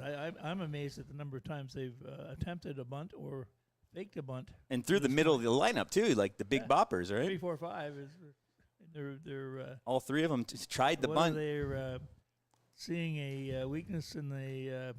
Well, we've been known to make an error or 2 this year, Ed. So we unfortunately led the league in errors this season. Yeah, they're tapping something, and it could be it. Again, Rigby Huggins joining us between Dan and I. Where are you going to school, sir? The Pines here in Chatham. And what grade are you going into? Grade 10. Very good. Yeah. Favorite subject so far? Definitely gym. Gym and lunch. Yeah, and going home. Yeah. Aspirations for after high school. What do you think you want to do, or do you have no idea? As a typical, and that's okay to say. Yeah. I'm trying to do hockey, but since I'm starting to do baseball, and I think I'm doing really good for baseball, I'm also trying out for high school baseball as well. Very nice. Okay. Good. Yeah. As is my son, I believe, for CKSS. Oh. You might be rivals. Maybe. I'm trying to get that rivalry going already. And you see him even on the fastballs. Missing high. I see you there, Steph. I'm going to take a quick look for you. It's got to reload. Looks like Yuri is at, is that correct? Only 45? According to this, only 45, well, Stephanie. One out in the third. So did he walk him or hit him there? That's just a walk? In the dirt. Yeah, and that was ball 4. Ball 4, so now runners at the corners for the Cardinals. So there, you and Robert Law there have a lot in common there, Riggs. You see that? Hawaiian pizza is the best? No. My contention is anything that grows naturally out of the earth, Rigby doesn't want to eat it. So enough, fruit, Hawaiian, they got the pineapple and a few of the other goodies. I'll eat the onions. The onions and tomatoes are good. Tomatoes? Yeah, I thought they were tomatoes. Well, maybe. Not on a Hawaiian, I don't think, but not on a Hawaiian pizza. No. I'm wondering what that is. I believe Hawaiian is maybe it's peppers. Yeah, maybe. But Mike's Place always hooks us up during we're on the 3rd or 4th inning. He always brings it up? Ron. People see Ron coming with the pizza. Oh, that looks like a tight zone. Fuki wanted that one, didn't he? The great Ronnie DeBuscher. Yeah. Oh, I think Yuri needs you to should ask him for a vegetarian pizza. Probably really enjoy that. watch his head explode. You'll be malnourished, Ed, if that happens. This poor guy can go home hungry. He'll storm out of the booth. Hook foul. Hook. That's a fair ball. It's going to score another. Get the second base and see if he can hold him to single. Nope. Did we take a look at the Barnstormers bullpen? Is somebody going up? Yeah, right let's now? listen to Neil. Let's see if we can hear anything from that. All right, cable 14 in Hamilton. That's a beautiful swing, isn't it? He got It is. fastball middle down that time, and an out would have done. All he had to do was elevate the ball, but for good measure, he records a solid base knock there, and Tanner Rempel has just been spraying the ball all over the field when he's healthy this year. He's been a rock-solid presence in that Cardinal lineup. You can see how much longer it is with him. Yep. And he gives him the lead here. I imagine it'd be Ueda or Farquharson would be next in. I know they were thinking of piggybacking Farquharson with Ryan tomorrow, but you can't go down 2-0. You know what I mean? This is, I don't want to say back to the wall, but it's getting closer to the wall. Saldana got up to 40. Now we're talking pizza on the chat there. Pepper's amazing, says Robert. Yeah, there's Rick. I was just, good point there, Rick. We were just talking about that. Buddy Chad Simpson, chicken bacon barbecue sauce. That's also solid. That's pretty good. Good job, Chad. And Yokoyama certainly is. He's been laboring for most of this ballgame. We're only still in the bottom of the third. One out. I don't think another hit. I think that's got to be the end of the line for Yuri. Yuri kind of struggled down the stretch. As I look for my last 10 games, let's see what he did. 14 innings, 5 earned runs. So that's not actually terrible, but 10 strikeouts. He actually did pretty good down the stretch, but just not having a lot of success here today. A lot going on in this ball game. Bottom of the third, and we've seen it up and down. Ball game 3 early on for Hamilton. 5 in the top of this inning for the Barnstormers, and Hamilton's come storming back here in the bottom and looking for more. And that's just a backbreaker. You come out and you get 5 unearned runs. The momentum switches, and then Yuri walks the first 2, double sacrifice, walk double. Shades of 2024 Ed Myers over there with the walks. First, you got Ed up? I do. Yep. Yeah, last year that was our number one problem. Was trying to throw strikes, and we appeared to have resolved that early in the season. But the walks will kill you, and you just have to throw strikes. No other way to put it. What's your strikeout rate, Rigby? You got a good strikeout to walk ratio? Oh, he hit him in the back of the head. Curveball, so nothing malicious, but back of the head. So yeah, how's your strikeout rate there, Riggs? I'd say it's pretty good. Usually when I'm not pitching, I don't mean to be mean, but our pitchers. He's gonna be mean here in a second. This is the place to be mean, Rigby. It's fine. All the runs that the opponents have scored on us were literally just walked in. Okay. Do you start 1-1 count in your league? I know some of the house leagues do that. They start 1 ball and 1 strike. No. No, we just start. Yeah, I think. Is he staying in the game? Yeah, he's staying in the game. Looks like he's all right after getting bean here. You see the replay, right? Slow breaking ball, but yeah, that's that's not a good spot to take any ball. So good to see Yoki Penny's going to be okay, but yikes. And you can see Harry in the background kind of eyeing. You see him take a look down to his right there, looking at the bullpen. Yep. They're looking for the wave of the hat to see if whoever is up out there. We still haven't got a really good camera angle, so maybe we'll listen to Neil, see if they mention, he's done for the day. So who do we got coming in? So Yuri Yokoyama is done after 2 1/3, and he leaves with the bases loaded. So those 3 runners are his responsibility. Yeah. Farquharson's coming in according to Point Street. Farquharson. Thanks, Cole. So, yeah, I know they talked about trying to hold him back to piggyback Aiden, but we're like you said, we're at a do-or-die point right now. So we got to get out of this with, if you can get out of this with 1 more run, it's a 2-run game. We'll take fly ball right here. But Gregor has enough stuff. He has that little funky over-the-top, I'm sure Harry or Ed will talk about, but kind of a funky motion that maybe he can get a strikeout. We're at the bottom of the order. Oh, and the strikeout, Jaden Brown struck out about 35% of his plate appearances this season. So this would be a big spot for a strikeout. Game number 2 going on, and it looked pretty good as you see Neil and the boys there from Cable 14 in Hamilton. We thank them very much for kind of working with us, and they have the video and audio as we're picking back in here tonight. But game number 2 going on tonight. Game 3 right back tomorrow night, so we'll see you here at Fergie Jenkins Field at 7 p.m., and then hopefully we'll see some baseball beyond that. So after Game 3, there'll be a couple of nights off, Sunday and Monday, before they get going for Tuesday, Wednesday, Games 4 and 5 in this first round of the IBL postseason. There's a scoreboard. Well, and Jack Fish are looking to get out to a commanding 2-0 lead on the road in Kitchener after that it was a shutout win, a big lead last night, game number 1 for Welland. Yeah, Kitchener's not going to really bring anything. I know they beat them one game last year in the playoffs. I think they won game 1 and then pretty much got beat up after that. But and then Toronto Toronto lost in just a heartbreaking fashion last night, giving up 2 in the 9th with throwing the ball around like a little bad news Bears action there. But so they have a 1-run lead, but they're not comfortable with that after last night's. No, and then Guelph, I'm just checking out the box score. I see the 3-0. I'm just confirming the pitcher. Claudio Custodio, 3 innings, 1 hit, no walks, 4 strikeouts. He was playing pro ball in Mexico and Venezuela before coming to the IBL. A couple seasons ago, before Chatham was around, he threw 120 innings in a season. So keep in mind, Akasuka threw 101 just this year and led the league by a long shot. Struck out, I want to say, like 180 batters. Just insane numbers. And it is Payano for London. London Guelph kicking off their quarterfinal series tonight. All 4 quarterfinal series under the lights in the IBL tonight. Corners are in, double play depth up the middle. We'll see a comebacker to Gregor. He can either do a 1-2-3 or 1-6-3, depending on where he's at. Nice sign there, guys. Quick 2 strikes. Yep. So Parkinson coming out of the bullpen. And he's got some velo. So this is, as Ed talked about in the broadcast last night, this is a guy you can strike out.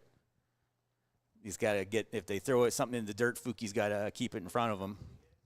Big pitch here for Farquharson. Yep. Got a piece of it.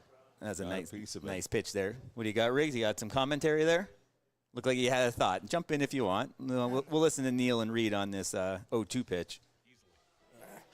I would love to know. Really, nothing really to say. Nothing's really happened. Just 2 foul balls. Pace earlier. Now it's just like, okay, no, not so much now. The first inning came and went like at a snap of a finger, and this third inning has been. This has been a long third inning. Oof. This is like some solid baseball lore here. If you're the Hamilton Cardinals, where were you for the third inning of Game 2 of Round 1 against the Chatham-Kent Barnstormers? That Blue Jays thing where they keep playing it over and over again from that 2015 series. Well, start to finish, it'll be the length of a feature-length TV episode. Yep. Double play ball here would be so nice. Ooh. Couldn't get him to chase. I think Colin's there. Yeah, we saw him on the screen earlier. Oh, yeah. Colin is one of the super fans in CK. I'm sure you can hear his voice throughout the park. Oh, yeah. Looks like a good crowd up there tonight and a healthy contingent of Barnstormers fans. There's Constantino in at the corners there. He'll be coming to the plate with a ball to him. 2-2 offering is lined by Brown, but it's going to go foul, and somebody's not going to get a superhero. Went off the light pole and came back into play almost. I'm interested to know how many pitches collectively have been thrown in this third inning. Top of the inning and bottom. That one I can't reset off point streak right now, but we'll just call it a lot. A lot, yeah. It's certainly since the top of the third inning. I don't know time-wise, but it's had to have been at least 45 minutes long from the top of the third inning to now. Yeah, we'd have to get that from if you're working the point streak game. So Ferguson's going to try and put him away here. Third opportunity. Yeah. Oh, he couldn't hang on. Foul tip. He had him beat. Brown will stay alive. Well, I guess Colin's coming through the stream a little bit. And that could prove consequential. Hopefully not for the Barnstormers, but yeah, you see. Jaden Brown certainly showing his power early on in this series. Hey, Ed Myers, those ones are tough. You can't even practice those as a catcher, right? Those foul tips. No, that's luck of the draw on those. You close your eyes and hope it goes in. Either it goes in the glove or it doesn't. You can't really see the foul tip. Good pitch, though. You can do those two rigs when you're catching. You hang on to those tight on those foul tips. When I've caught, no, I haven't gotten a foul pitch, but in hockey when I'm playing goalie. Oh, tipping. I do that same thing too, where I'm like closing my eyes, seeing if I can get that save there. But they do a lot of tip drills, right? In hockey, you have the guys trying to tip it on you. Sometimes during practice, they do like someone stand in front of the net and tip a shot from defense. Shout out to your hockey team. Who'd you play on last year? U15 South Kent Lightning. We Nice. finished first in the regular season. We almost did really bad in the playoffs, but we made it past and we got the championships and lost all 3 games. Chad Simpson, 2 games, sadly. Top of the third started 42 minutes ago. Did you catch it? Okay, nope. throw the One first. hopper. That's all right. So there. All right, we're 40 still in it. Tough inning. 43 minutes from the top of the third to the end of the third. What an inning, as they were talking about on Cable 14 there. That's certainly an inning from top to bottom. Barnstormers scoring 5, and then the Cardinals coming back with 3 of their own. So I think we'll give Riggs another half and then see if he can bring the offense some good luck, and then we'll see who else wants to pop in. You good for another half an inning? Yeah, I'm good. All right. Let's take a break if you don't mind, Cole. We'll be back in just a moment. It is the first ever. Join us from. What's it called, Riggs? What's it called? What? What's the show called? The Barncast. The Barncast, yeah. I was going to call it Barnfest. Oh, boy. We'll be back in just a moment, just from Fergie Jenkins Field, as we bring you the Barnstormers and Hamilton Cardinals in the first ever Barncast on Barnstormers TV.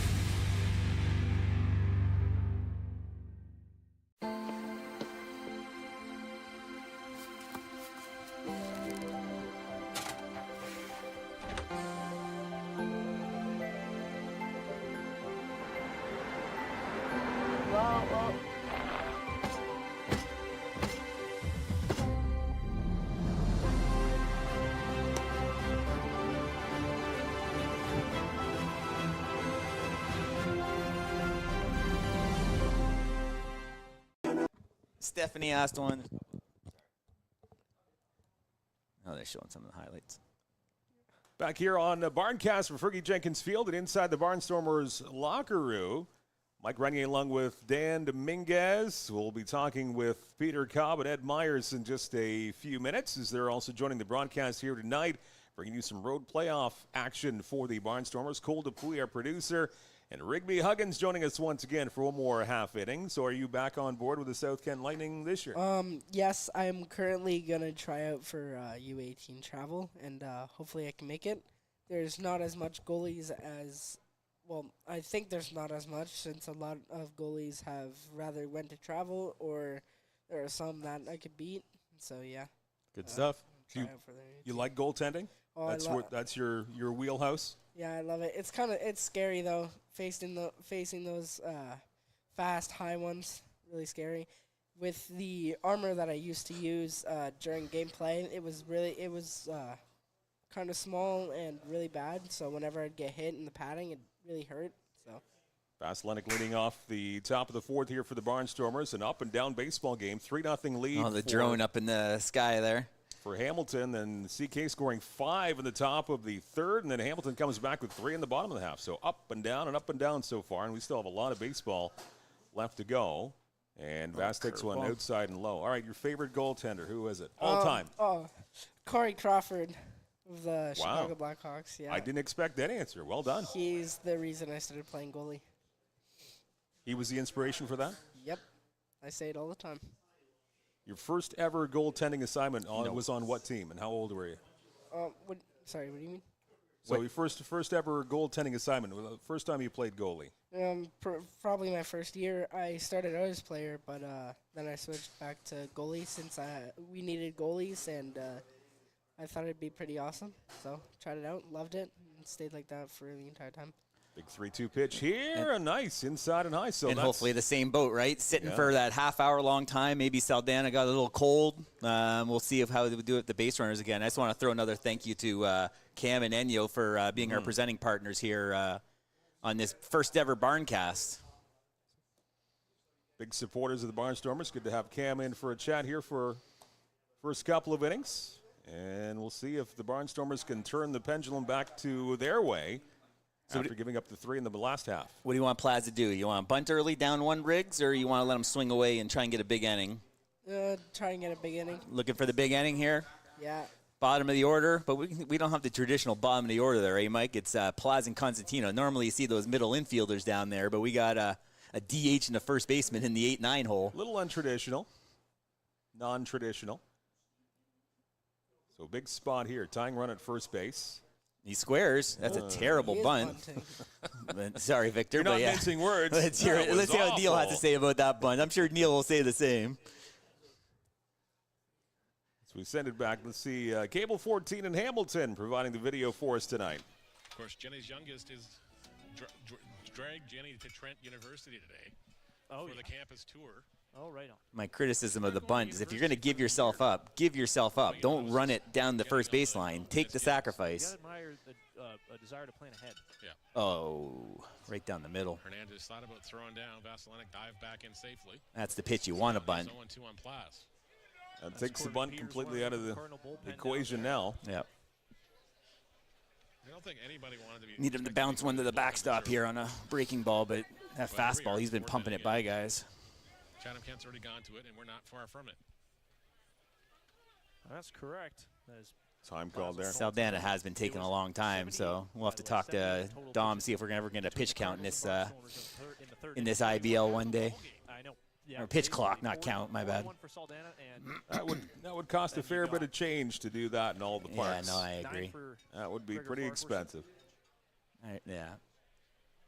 Make 29 for Yokoyama. Ground ball, it's a double play ball, throw it away. Go to second base for the force out, onto first. Oh, safe. Nice. Just beat it. It was a nice slide by Vass at second base. You know, he slid into the bag hard. You can't go through the guy like in my day where we used to love going spikes high, taking out that middle infielder. Can't do that anymore. But if we see it on the replay, that was a slow roller on the kind of the wet grass. Look at that, hard, and kind of does that pop up. That was very close. Very close at first.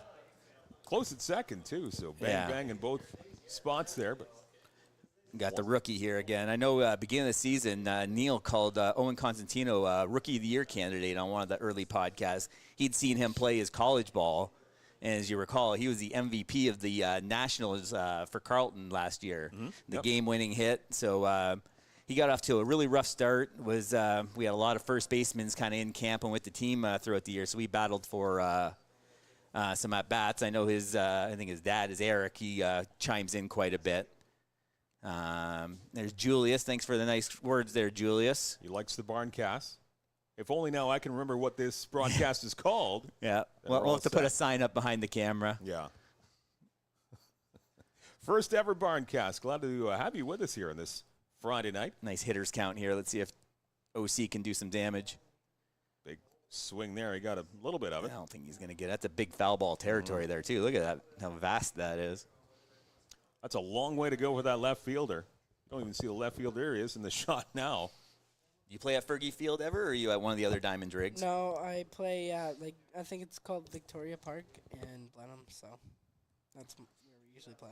Chad's looking for a musical guest. I don't know if Peter's got fiddler in his repertoire or not. Peter Cobb and Ed Myers, the hoedown is coming up here. You're up for that task, aren't you, Cobber? Hoedown? Yeah, hoedown. Just get your fiddle going. Oh, geez. I can play the spoons. Okay, we're getting requests for some music. Sold. I'm sold on it. Let's do it. Bottom of the fourth. Or the old whiskey jug. Where is Jeff Hoffman when we need him? I'm surprised we haven't heard from Jeff yet tonight. He messaged me earlier, so I haven't really seen him on the cast yet, but that ball's low. Full count pitch. He kind of helped drum this idea up, didn't he? Wasn't it kind of you and Jeff that kind of... Yeah, I kind of brought it up to Jeff and thought what he thought, so yeah. It's a big pitch here. You think he's going to run on second there, Peter? Do you see him running here? Constantino does have some strikeout in his game, so it'd be risky. Yeah. I think he stays put. Let's turn it up here real quick. It's a high chopper in the That's the infield. tough ball. Get there, OC. If the first baseman catches that, OC's safe because the good play by Saldana to cut off the first baseman. So Victor Plaz moves up to second. He's in scoring position, tying run, 180 feet away. Marcus coming up. Good to see Spencer kind of get his groove back at the plate. 2 weeks off, that's tough. Yeah, and then you come in against, here's Owen Boone. Here, go ahead and hit the 90. You know what I mean? Your first game back after 2 weeks. Spencer's been such a force at the plate for a year and 3/4. And that injury and tough night last night. Chad's got all sorts of ideas for us there.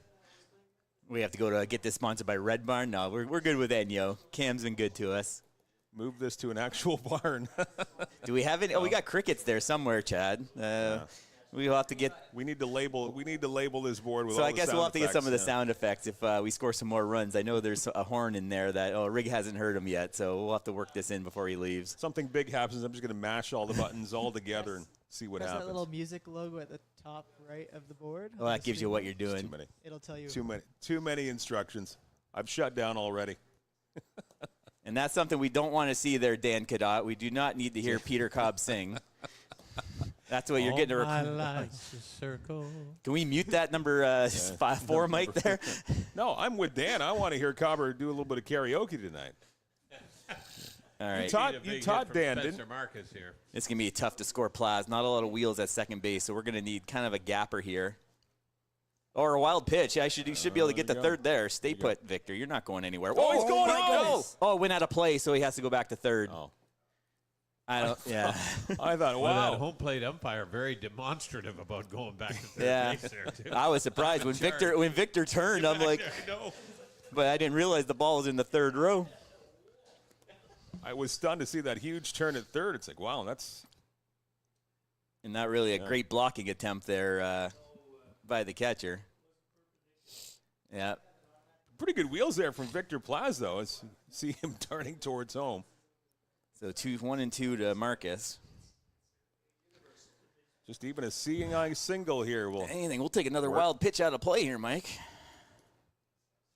We got to get these guys back in. There's Stephanie. She's having a hard time over there.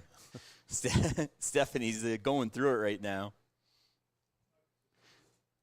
Let's pump up Neil a little bit there, and Neil and Reed, and see what they have to say. Cable 14 in Hamilton. Plaza third base representing the tying run.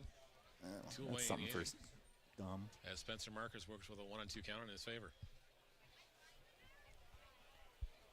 Or disfavor, I guess. He's down in the count. Really choking up. Look at those low hands there. Time called here. Definitely not looking for distance on that. Just looking for a little slap single. Maybe just wanted to give Saldana a bit of a breather. Get a hit here, and this will really do a lot for his confidence. But it's not like it's been short either. This is still 20th pitch coming up. That's a lot of pitches. So that brings 81 now. So yeah, that's why Peters is pretty much waiting to go down the bullpen. 81 pitches this early. Is that what they said? Yeah, 81. I heard a name in the bullpen. I didn't quite catch it. Peter, I heard. Let me look Trying to get that one across. on the stat sheet here. Not the easiest of nights for Saldana for Hamilton. Oh, Corbin Peters, 5.34 ERAs in the bullpen. Good strikeout. A lot of hits, a lot of walks. So it's someone we can get to.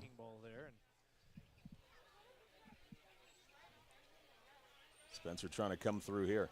If he gets a hit here, that might be it for Saldana. Ooh, he hung it. Marcus hits this one to center field. Duncan backpedaling pretty well. Get over his head. Oh, maybe. Get over his head. Yeah! There you go. That's huge for Spencer. Marcus is going to round to third. Triple.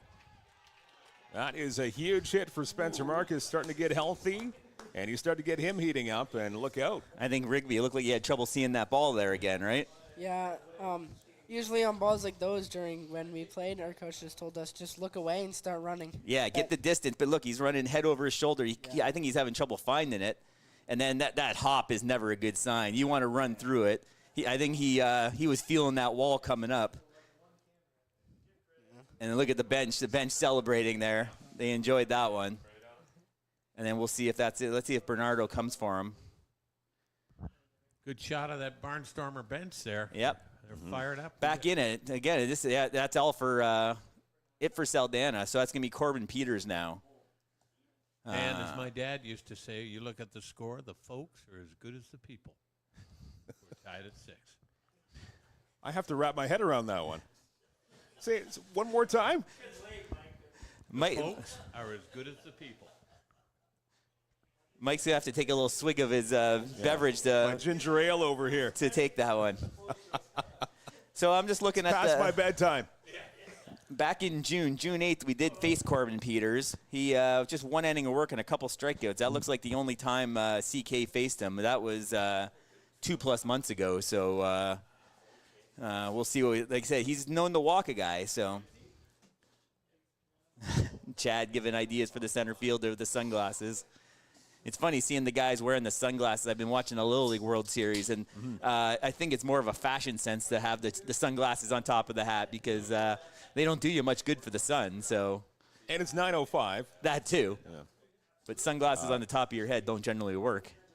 90 minutes now into this ball game. We've reached an hour and a half, and if it keeps on in this clip, we'll be here probably till breakfast tomorrow morning. Yeah, if they stay on this clip, I think Dom's going to have to restock that refrigerator. So I'm looking across the table here, and they're doing some work on the other side. Cam, Rigby got another long inning here, just like Cam did when he left. So that last half inning's been a lucky charm for our guests here tonight. Getting a lot of camera time. I love it. You're back up doing Scoreboard tomorrow night, Fergie Jenkins Field? Yes, sir. Nice. Have you missed a game? I think a few for baseball, but mostly all the other ones. Chuck came in and relieved them one time. Oh, that's right. Yeah, I remember that. And there's Donnie there with Spencer Marcus. Donnie does a really good job at third base. I see some around the league sometimes. A lot of third base coaches either too aggressive, not aggressive enough. How many guys have we seen gunned at the plate where one of our outfielders have gunned them? I don't think – I'm trying to remember one of our runners getting gunned at the plate. It doesn't happen very often. No, but great arm from the outfield, and Fukuda always kind of positioned perfectly. We've seen that a time or two, more than a time or two over the last couple of years. Looks like Dan Cadot's having a good time on his day off here tonight, not having to man the clubhouse, the visitor clubhouse tonight. Dan does a great job with the club as well. Danny Cadot in the trailer tonight, repping Sons of Kent and Chatham with their fine merchandise. We're tied at 6 here, and this is, I'm pretty sure it is Peters. You want to pump up number 5 there and make sure? I'm pretty sure I heard Corbin Peters coming in. History of rise to the occasion. These moments bodes well for him here. Yeah. What an offering. Is lined at Get the down the third line. base line, and that's going to be just foul. Foul. First baseline, sir. And there's Cole running the chat there for us, doing a great job with the gang. Cole Dupuis, our MVP of the season, our producer extraordinaire. He's actually done in that ball game. Making things look wonderful in the live stream all season long. Hopefully still lots more to go in this postseason. That's a big problem for you. Your ace is out of the ball game and Out-of-town Scoreboard, guys. Yeah. You're down. Go ahead, Peter Cobb, what do you have? Bridget Carlton and her Minnesota Lynx are up 11 over Caitlin Clark in the Indiana Fever. Amazing. I don't think Caitlin Clark's playing, and Sophie Cunningham's out for the year. We're still winning by 11. Here, I'll give you guys the out-of-town IBL scoreboard. Okay, I'll flip it back real quick, though. We got a big pitch That's what I coming thought here. it was, and then Peter Cobb comes out with some WNBA. Let's see this pitch here, and then we'll maybe on the half inning, Cole, we'll get to it when we're switching Rigby out. Low and inside there. Yeah, this guy did have some walk issues this year. Talk amongst yourself while I look up the stats. You see Spencer at third base. He would be the go-ahead run. This is huge. In 28 2/3 innings, 16 walks, and he hit 5 batters. So and now did he walk him? Yeah. Yeah, they will. There's the hop father popping in. Yeah. I had my head turned. Did they? There's Jeff on vacation. I think Jeff's coming back tomorrow night, I believe. Yeah, Jeff will be back. Public address Mike announcer. Stahl just said that Jeff had a game tonight. Jeff, we want to know if you won your game. Okay. And also shout out to Titus, who did a good job at the field house earlier. Yep. That's Cole you're hearing pop in on the producer's microphone from time to time. Big at-bat for Fukier. We going to run this guy first and third? Need a big hit here from the catcher. Ed Myers, first and third, 2 outs. You got some wheels on first and third base. Do a little running action, or you let your 3-hitter do what a 3-hitter's supposed to do here? Well, I'd get things moving. with a game like that, you want to Get out of play. generate some activity, some movement. Yeah, especially now. I think we got 2 strikes on us. I would definitely 2 strikes. Maybe he bounces one in the dirt here. Yeah. And then either take the base or even do the old little league stop in between first and second. That's always that can be effective. I've seen teams execute that pretty well. So big 0-2 pitch coming up here from Peters to Mickey. But yes, that's the reason why we have the closed captioning turned on all the time. I hope more teams in the league will join us in doing so. Absolutely. Outside. That one just misses outside for a ball. 1-2 the count now. Peters. And it's Neil, and thanks to folks at Cable 14 in Hamilton for the audio and the video tonight. As you see across the Our local broadcast, Chris McLeod and Ed Myers will be back at it tomorrow night for Fergie Field, Game 3 of this quarterfinal series. She's so good at that. He chased one. All right, we are now done. 3.5 in Hamilton. Our first ever Barncast for Fergie Jenkins Field. Ribby, good job, my friend. Thank you so much. Thanks for popping by. Enjoy. Yeah. We'll be keeping an eye on you tomorrow night up in the booth. All right. Hopefully you'll get that meat lovers. Where is it? As we know, Rigby, he loves himself some Hawaiian pizza. Here, I'll let you keep that. I'll even there. Get a Dan Dominguez autograph here. Oh, mine's not worth anything, but there you go. There you go. There you go. Right. He has a present for you, Riggs. Thanks for coming. Thanks, Rigby, again for joining us. Yeah, no I think we're going to step aside. Yep. We'll step aside. Be back in just a moment. Barncast, the first of its kind for Fergie Jenkins Field, and we'll keep an eye on the Barnstormers and Cardinals, Game 2 of this quarterfinal series.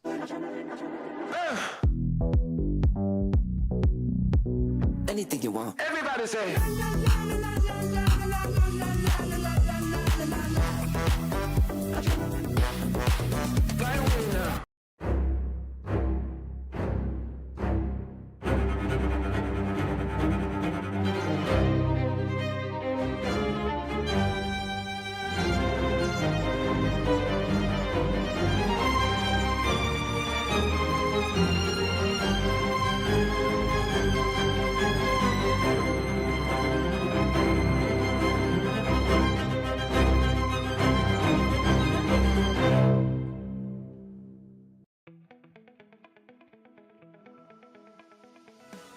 Attention business owners and marketers. Imagine your brand in front of a live, engaged audience, right here, right now.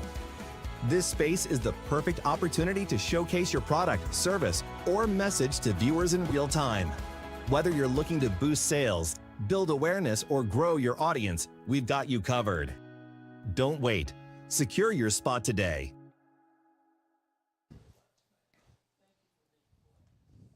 Back here with our first ever Barncast. Mike I had to checks look notes. over there. The Checks name his is notes. Barncast. That's where we are on Chatham-Kent Barnstormers YouTube and Barnstormers TV. Mike Renier along with Dan Dominguez, our first ever Barncast, as we bring you action from the road in Hamilton. It's a big one. 6-6 is your score. And you see some out-of-town scores here, Dan. The Welland Jackfish going up big again for the game number 2. Not surprising. Welland, 31 wins? Is that what it was? They're so deep. Pitching, they go, in 3-4 starters deep. Hitting, they come 1-2 off the bench. And they pulled Jaco out of BC a couple times a year, and he can literally play any positions. 31-11, 8-2 down the stretch. That's a ball hit hard. Let's get a first out here. There you go. That's Cannon big. going to center field. So that was the first one. Then I think I saw 6-3 there, Cole. I think Toronto had a lead on Barrie, and Barrie they kind of pulled one out of the fire last night. And Guelph Royals have a lead in Game 1 of their quarterfinal series against the London Majors. So that's going to be a good one. I think that's going to go probably 5, and I think Guelph can certainly give London a run. So we'll see how that shakes out. We got a new friend here. Mike Stoll with us here, joining us on the broadcast. Welcome. Thanks for joining us. Real estate aficionado in CK and in charge of sales for the Barnstormers. And your second year doing that. Absolutely. Yes. Love it. It's good. Great support from the community, and we really appreciate it. And community corporate sponsors, they're just coming out of the woodwork, really from day one of this being announced, coming to CK. Just the community support has been amazing. Has been on board right from day one. The business community has offered, to be a great supporter of the Barnstormers, and we continue to grow our sponsorships and continue to look at different ways to promote our businesses around. And so we're always looking for new sponsors, and we're thankful for the ones we've got. And we get to see the owner, Dom Linnell, trying to Doing take a some selfie selfie of all action of over us. there, That was an adventure over there. And we had our presenting partner here, Cam Bayshard, right behind us. You see the NEO Pest Advisors in the background. He came in and talked about a nice pitch there. How he could barely scrape together 2 nickels, but what he could, he gave you guys the sponsor, and he says he noticed an immediate increase in some of his business. Some of his clients are saying, "Oh, you support the Barnstormers. This community loves the Barnstormers, and they're going to love their sponsors, right?" Absolutely, and we always have our guys promote that, whether they're on the mic with their announcers or Jeff, whoever might be doing speaking in Atlanta. Just say, hey, look at your local sponsors. You can see them on the outside on the fence. You can see them along the backstop. You can see them in your program. We're always encouraging our fans to support local, and the guys that are supporting the Barnstormers, we ask you to encourage and to support those businesses as well. And Cam's been a great supporter of the Barnstormers. He, in season 1 and in season 2, he said, hey, I'd like to expand my footprint, and we offered him a couple different packages, and he jumped on board, and it's been a great partnership for both teams.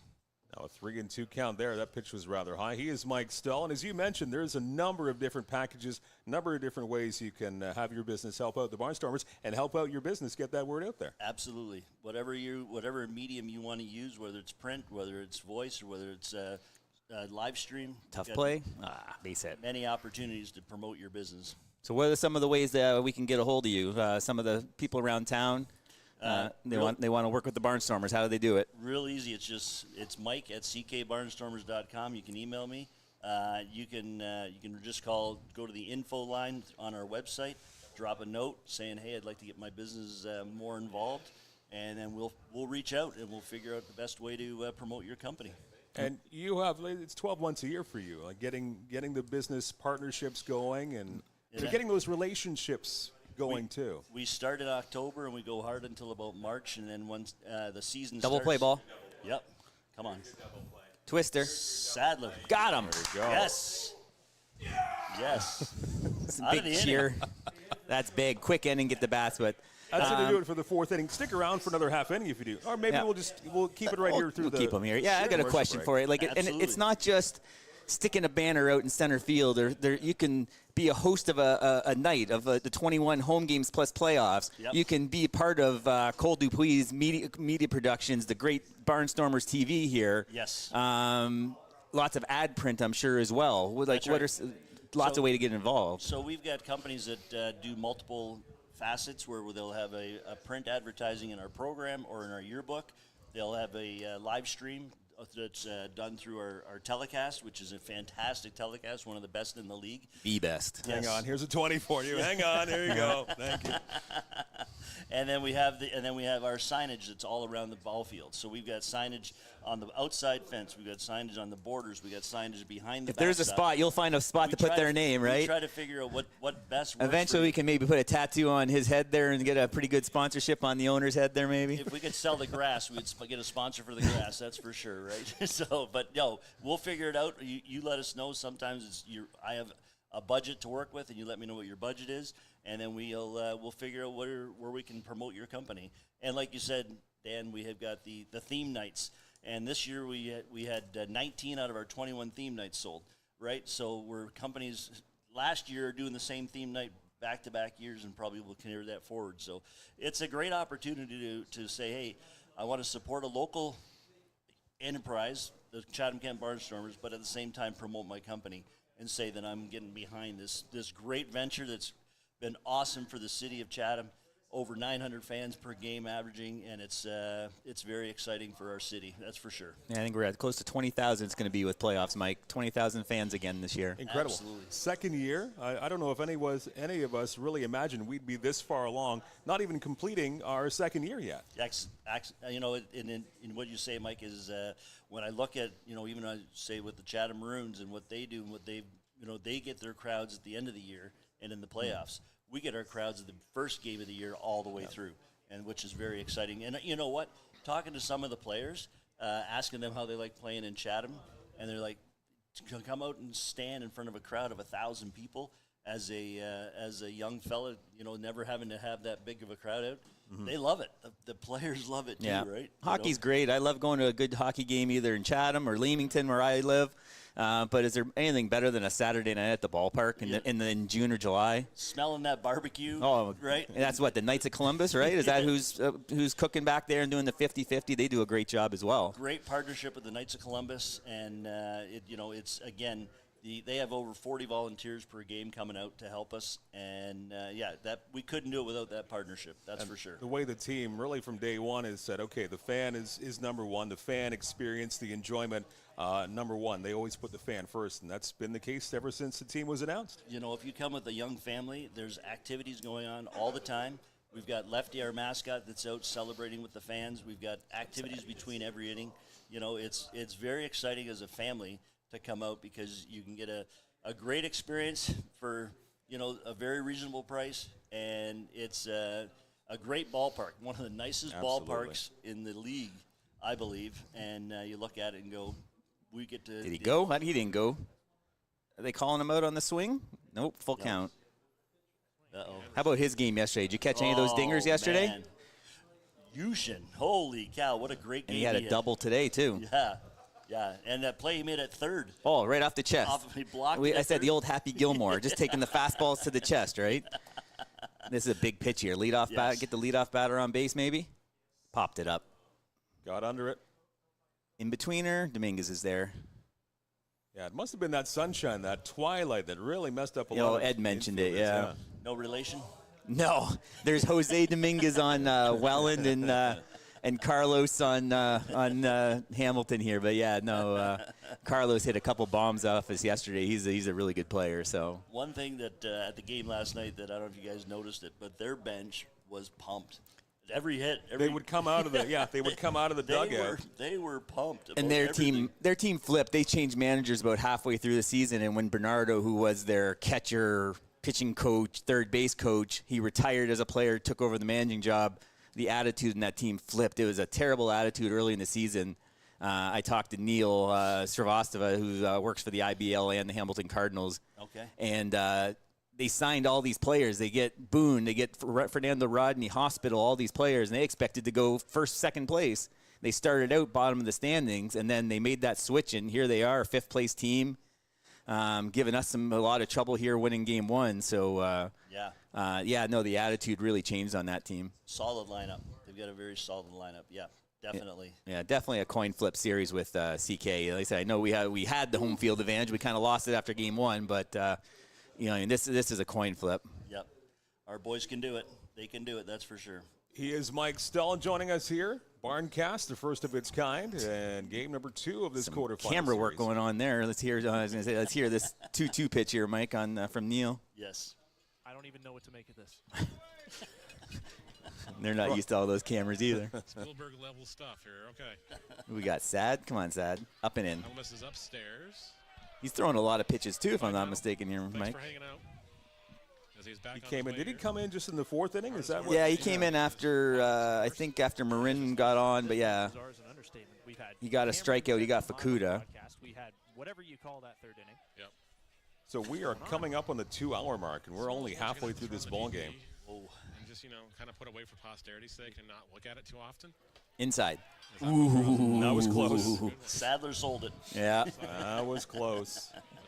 Good job. Good job. In case you guys were wondering how things were going in London, I just tuned into the Sure. London stream Hey, for a Cole, I was second. just going to ask, how are things in London going? Custodio has 1 hit, 8 strikeouts, and he's only faced 16 batters. Through what, 4 or 5? 5 innings? 5 innings.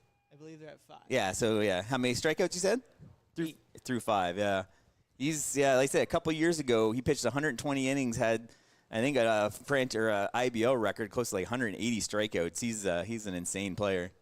They just kind of dropped him in right at the deadline. They had the rush to get him his innings, kind of like we did with a handful of guys, Mike? Yeah. I was going to ask you, Dan, with the 15 strikeouts from last night, was that our most we've ever had? Yeah, I didn't research it. I'm going to just go on a limb and say yeah. Wow. That'll take me some work, but yeah, I'm sure it was. I don't ever remember seeing a game like that. What a crazy game. What a crazy game. All those strikeouts and all those home runs. And look at the difference, Mike Renier, when runner's on base, all of a sudden he yanks a couple pitches out of the strike zone. He's out of his element now all of a sudden. And again, you brought up the pitch count, which might be getting a little on the high side for him. 2-0. He's a normal middle reliever. Yeah. Up 3-0. Danger of a third. That's a good pitch for Groening to lay off. That's 2-0. You might take a rip at that, but you have this pitcher maybe on the ropes a little bit. So I think he went full count to Oda too. So before Oda flew out. Oh, that's a good pitch. That's all right. 3-0. You're taking all the way. Peters is trying to battle back now.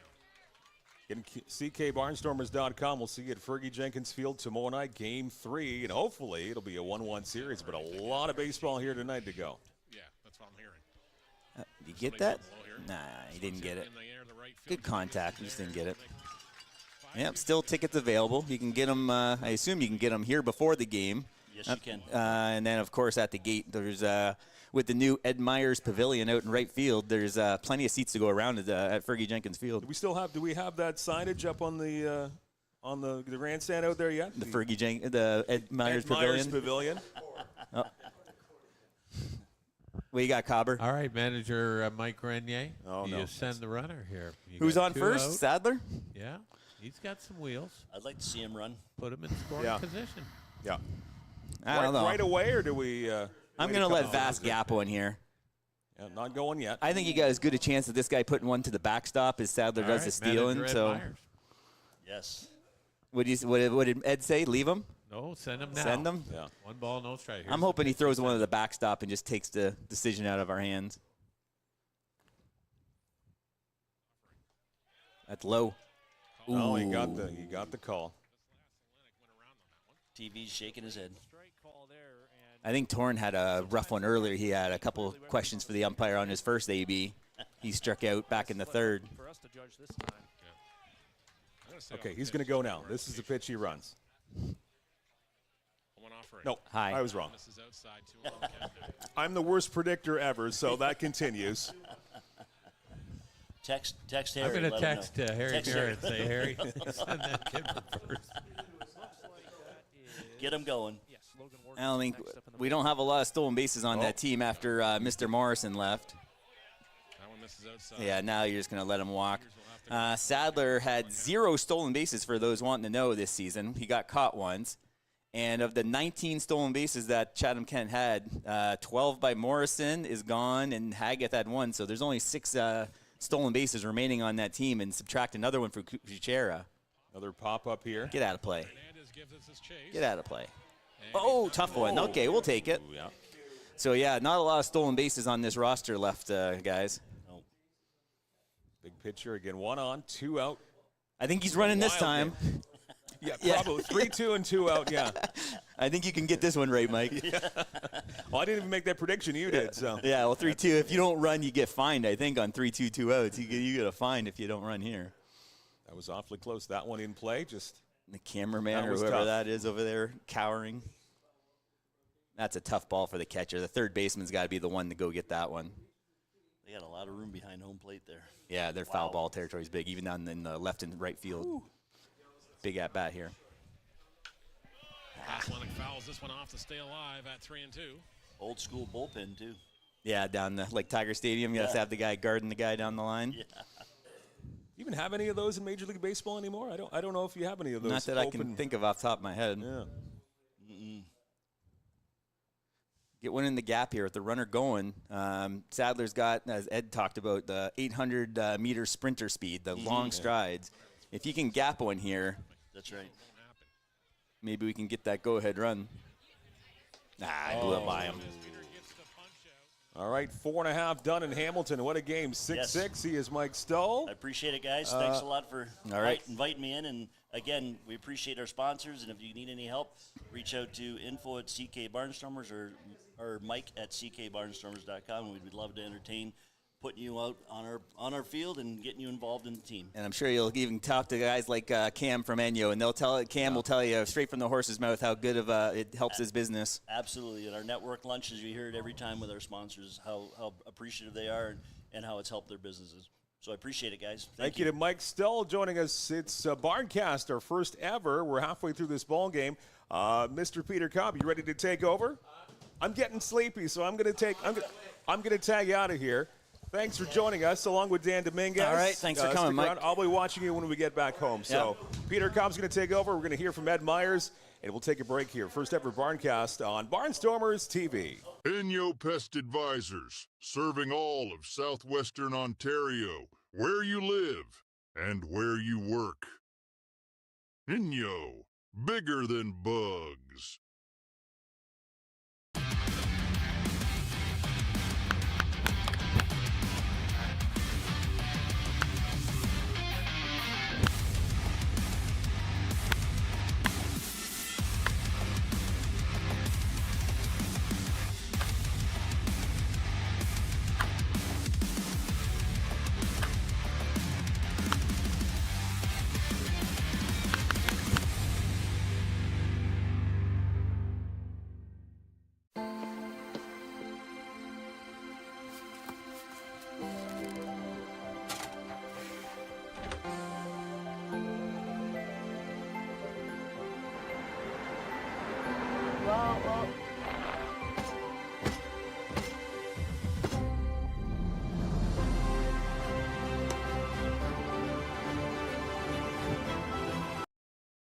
Third color of pen on the score sheet.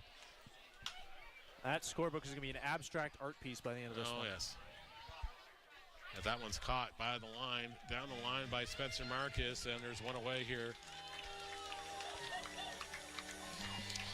As Catos is retired on the F9. Speak loud usually, so. Okay. All right, we're back, everybody. First of all, we got a quick out there already. Looks like Marcus chased one down foul. Dan Dominguez here with the Barncast. We got we're going to the bullpen here for our main host, Peter Cobb, member of the Chatham-Kent Sports Hall of Fame. Not yet. Inductee. Yep. That's the 25th of September, and then it's official. He's subbing in for Mike Renier, and he's going to take over here as our lead host here as our 6-6, bottom of the fifth inning, one out. Well, and it's my pleasure. The man sitting to my immediate. Thank you very much, Dan. All the way from Leamington, the pride of Leamington, Ontario, and this gentleman, the pride of La Belle Provence, Quebec. That's it. Monsieur Dom, what do you think? Yeah, good evening. Hey. Good evening. It's fun to be here. It's fun to see that there's a lot of people watching this thing, so We it's get awesome. some comments in there. We see Stephanie. She's pacing up and down, I'm sure, the hallway there, and Cadot's enjoying some downtime there, I see. Chad Simpson's got lots of ideas for us for the next one. Right on. And Chad says, see you, Mike. Great job. And, oh, look at that. The big dog's in the hot seat. I love it. Gregor's doing a good job coming here in relief of Yuri. Yuri had a little trouble with the walks. He gave up the one long ball. Errors costing us a little, again, 300 runs back in the second inning.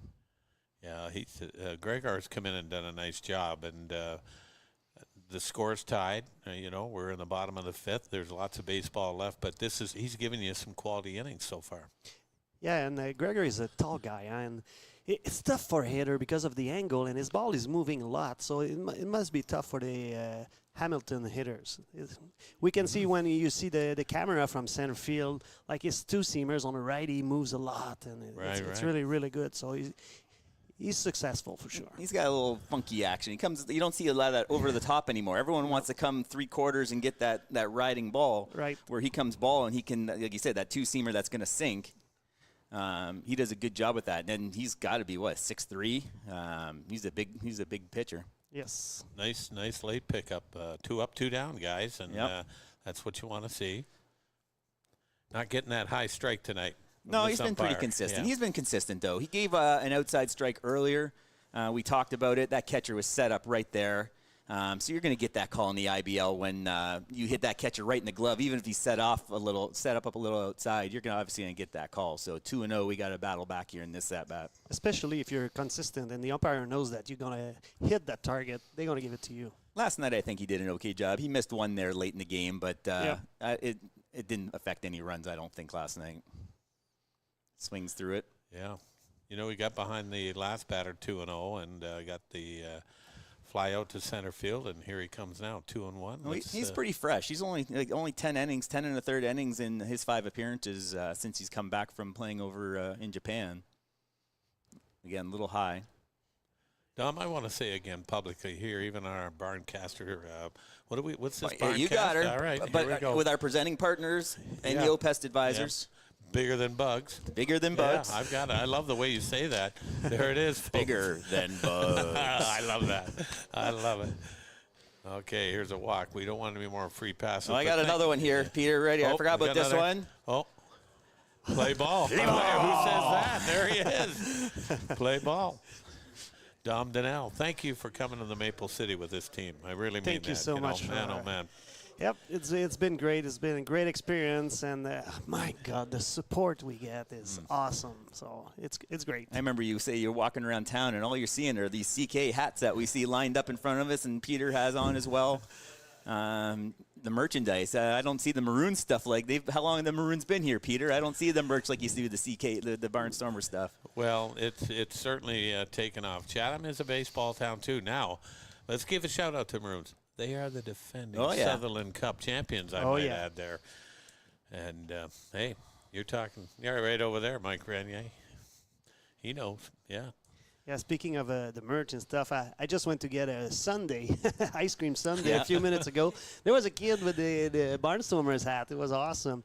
Today I went to the grocery store. Hey, Dom, hey, Dom. Isn't that great? Yeah, that it's is kind of awesome. cool. Yes. That's cool. Let's see number 5 there, Peter. Let's hear what these guys have to say on the tape-filled one there. Yep, that's our announcers, Neil and Reed. A big 1-2 pitch. Got the runner on first with the walk, and we got the 2 first guys out. I could almost fully expect him to be out there for a while. And Pena is hitting, Yeah. right? Pena's a pull hitter. Oh, my God. Fielder's choice and a hit by pitch today. Bullpen. That one misses outside for a ball. Opens the count at 2-2. Be nice to get a relatively quick end and get the bats going again. The Barnstormers had to go into that bullpen. Two-seam fastball here. Last night as well. Have one little sink away from him. And if he hits it, maybe hits a roller to Sadler or second base. Back. Okay, he got the arm. He's got the arm. Oh, yeah. Torrens got the arm. We'll take it. Good job. Yep. Very good. So we still got tickets available. We can stay here for this half inning, Cole. You still selling tickets tomorrow before the game, or? Yep, I'll be in the office at 10 o'clock as every day, and then I'll get the game ready. Obviously. And you were saying there's some online ticket sales going pretty good today. Yes, and I'm pretty sure right now I'm here, and just before a few minutes ago I was still receiving some. That's great. Really? Yeah, Wow. a lot of online actually today. Yep. I was here yesterday doing a little bit. And a gentleman walked in. He said, I've never been to a game before. Give me 8 tickets. And he's been meaning to get out all summer, and he came to game 1 last night. Wasn't the best result, but I'm sure the party atmosphere. He was here to support, which is no, fantastic. when I first met Dom, he came out when we were talking about the game. He says, we're going to have fun and games and band and music and lefty and all this stuff. He goes, oh, by the way, there's going to be a ball game on the field as well. So, I mean, obviously you want to win, but everyone goes home happy, win or lose, when you go to a Barnstormer game. Well, and the key, too, is the family orientation, Absolutely, right? Yes. I wanted to have all the families together. Go ahead, Cole. In case anybody does want to buy tickets online, I just put the link in the chat. Oh, that's awesome. Good stuff. Oh, super.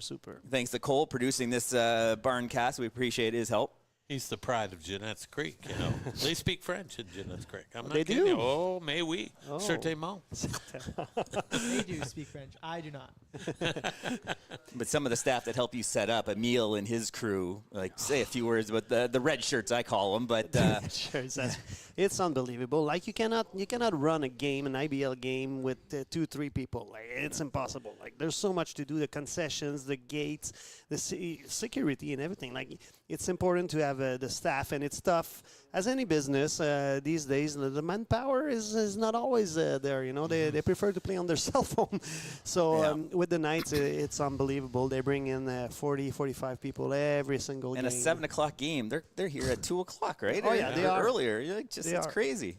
Yeah, I can testify that because I'm here early, and they show up a little bit after lunch, depending on the days, and 2:30. I'd say 2:30 is their average. They're starting to show up. Yes. All right, here comes 34. We Victor need this Plaz, bat. we need him. We Yeah, need he, Victor to get that bat going. Yeah, that's a good bat usually. We got a single earlier, a fielder's choice as well, and I think he came around the score after the single. This looks like Peters still. Let's hear. Let's what we got here. Look at that. You're a rock star, Cole. He is. And seat giant events that we see here for the link for the tickets. Yep. This is the owner of Barry Baycats that owns this site. So he's the one that running this thing. Oh. Does all the IBL use it, or just pick and choose? Not pick and choose. Yeah, I'm not sure who the other teams are, but Josh Matlow, that's the name of Looks the guy. like Cole's got some thought there. I think Hamilton uses Ticketmaster. Okay, so Toronto they add about a Brentford didn't have 50% tickets. service fee, I'm sure. Yeah. They use Ticketmaster, and then they link to, I think, Eventbrite. Okay. Eventbrite's a small one. That's okay, too, but yeah. But I really like this one. It's really friendly user. Even I can do it. So, We want to say hello to Mike Alston in Ridgetown. And no, Mike, Seth Strong is back in Huber Heights, Ohio, as Platts fouls it off. He certainly thrilled this club last year and, just struggled a bit this year. Correct. And we replaced him for, obviously, another import. The Barnstormers needed some arms. It's really important. We know the game of baseball, if you want to win a game, you need a good arms on the mound. Absolutely. And we replaced him by another import player. And yeah, Pettipies was pitching almost every game. He actually led the league in games this year, 24. All-time record is 26 in the IBL, so he approached that. And down the stretch, once Farquharson and Ueda and Mike DeLong, who unfortunately didn't qualify for the playoffs, as a little plot. Let's see if this can fall in.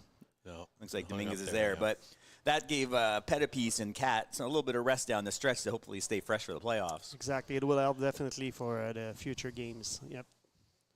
We've seen that with London, Janice going out there almost every game, and him starting to wear down. So we'll see how that affects London once the playoffs start. And people may not know, but the first two rounds are best of 5. Yep. But each round we got to play them within 7 days. Oh, so there's not much rest. Right, and in between each rounds, in the rules, there's 1 day off. That's it. And then when we get to the final, which is a best of 7, we got to play it within 11 days. Oh, yeah. man. They say in baseball, it's usually a marathon, but once you get the playoffs, it's definitely a sprint. Yes. Thank you, Sammy. Yeah, let's go Chatham. Where's Sammy Upperchard from, I wonder? Says, let's go Chatham. And here's OC. You see him trying to pull that ball. When he's on, he's hitting line drives up the middle, over the shortstop. He's not just trying to jack it over the field house. So I'd like to see him kind of 0-2, stay down on it. He's setting up away. That's a good pitch. He didn't get the call, but OC's got to take that over the shortstop's head. 6-6 tie here.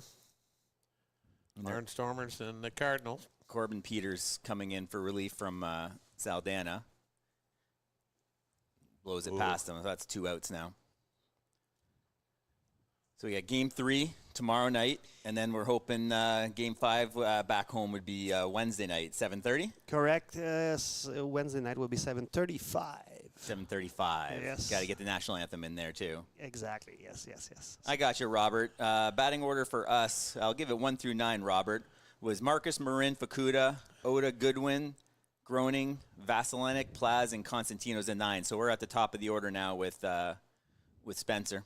See if we can get another 2-out rally like we did a couple innings ago there, Peter. Yeah, he had a triple his last time up that drove in the tying run. Yep. And then the time before that, another warning track shot that Dominguez couldn't track down. They ruled it an error. It could have been a double just as easy. But that was part of that big inning, 5-run inning for the Barnstormers. 19 starts to heat up. Our offense does, too. Yeah, Yep. and I want to give him credit for the last, the triple he hit.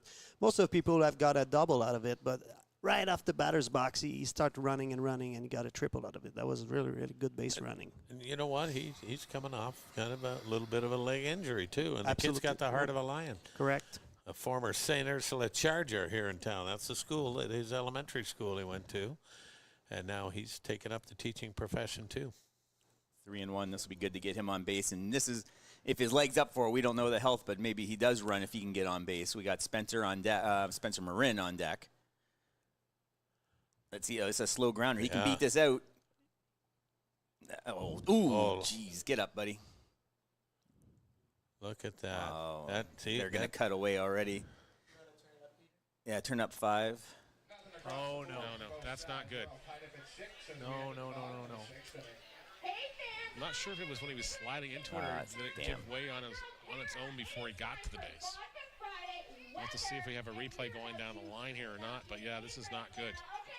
If you're a fan of baseball in general, just Spencer Marcus. Like, he's just always been a gamer and a very mainstay in this lineup for this team. But yeah, he wants to stay out there. But looks like we're gonna get somebody to look at him here, and it looks like he is probably going to be late leaving this ball game here. That's that left leg again, and you can see how frustrated he is with himself. And the unfortunate thing about it is it's an injury that came out of him hustling really hard. As you'll see the replay here, Peters gets the fastball in on his hands, and good play by Nickel, and Marcus trying to.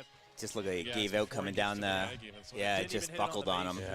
On the impact. I think he was trying to slide in to make it closer than it looked like, but yeah, it just didn't look like it was a good slide either. Just, I don't know if it just gave way as he was trying to get down the line here or what. I think we got Mackey on the bench. I don't know if Lucas made the trip today, Laprise.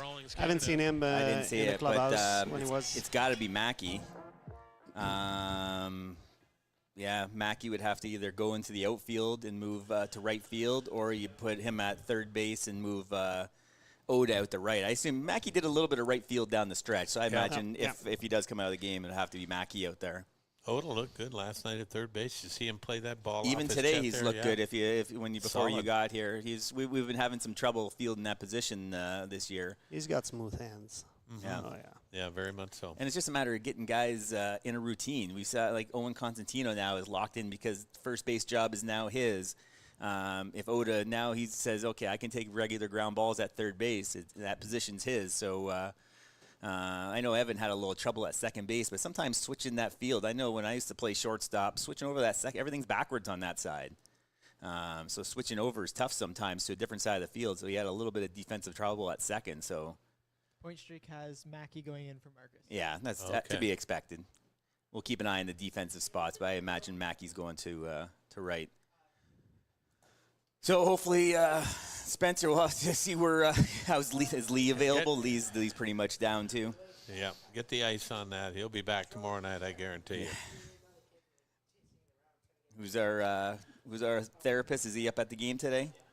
No, he was not. Who is that? Give him a shout out for the good work he does with the team. Yeah, absolutely. Colin Goodrow, the guys really, really like him. He's here way before batting practice. I have every home game, and he works with the guys, and he works really well with the guys, to be honest. Yes. And talking about Spencer Marcus, Benny, our clubhouse manager. Yeah, we saw him earlier on the broadcast. Correct. Yeah, he's got a really, really good contact with the doctor. And now we got turning it up there, Peter. We got something going on with Fuki now. Okay. Mickey. Did he get hit? Right off the chest. Okay, he'll battle that one, but that's a foul ball right off the chest. When it rains, it pours here, right, Dom? Poor Mickey. He got the couple this year so far. Someone was asking in the comments if you know the distance of Hamilton's field. I don't have that offhand. No, sorry. No, but it's easy to find out on Google. It's Bernie Armour Stadium. Arbor, yep. I do have some of the, some of the stats here. It's got to be a bigger field. Whoever was asking, they only averaged 1.4 home runs per game this year, 31 homers in their 21 home games. They had 5 here last night. And then only 9.5 runs per game normally at Bernie Arbor. And today, what are we at, a dozen already? So normally not a high-scoring field there, but tonight, like I said, some errors helped that today, Peter. But a little high-scoring affair here in the playoffs. We got 2-2 on the leadoff hitter here. Dominguez, yes. Or this is still bottom of the order, I think. Leadoff hitter of the inning. Let's turn it up there, Peter, to see who we got here. I should have it here somewhere as well. That looks like, what was that, Brown? He hit a home run. 6. Yeah, that's Brown. He hit a home run earlier this game, but he's got some strikeout in his game. Struck him out. And there's another one. So that's a big strikeout. Gregor Farquharson has done a great job since coming in, has he not? Yes. He's given us an opportunity, and that's a big strikeout after falling behind 2-0. Yeah, only 5 strikeouts through 10 innings this year, but he's got some velo. If we talk baseball fundamental here as a pitcher, if he keeps his chest going forward instead of staying upward, he's going to keep the ball lower, and he's going to have more success for sure, and which he did on the last pitch. And look at Tommy Reyes-Cruz. Look at that. He's given some let's hear what he said. Neil had to say there. He's kind of showing up the umpire there. That's not usually a good idea from your 9-hitter. Look at that's an ejectionable offense there, showing him where the pitch is. Here. At up above. In the 6th inning. The umpire hasn't been calling that high one, but that's not going to help him on the next close call.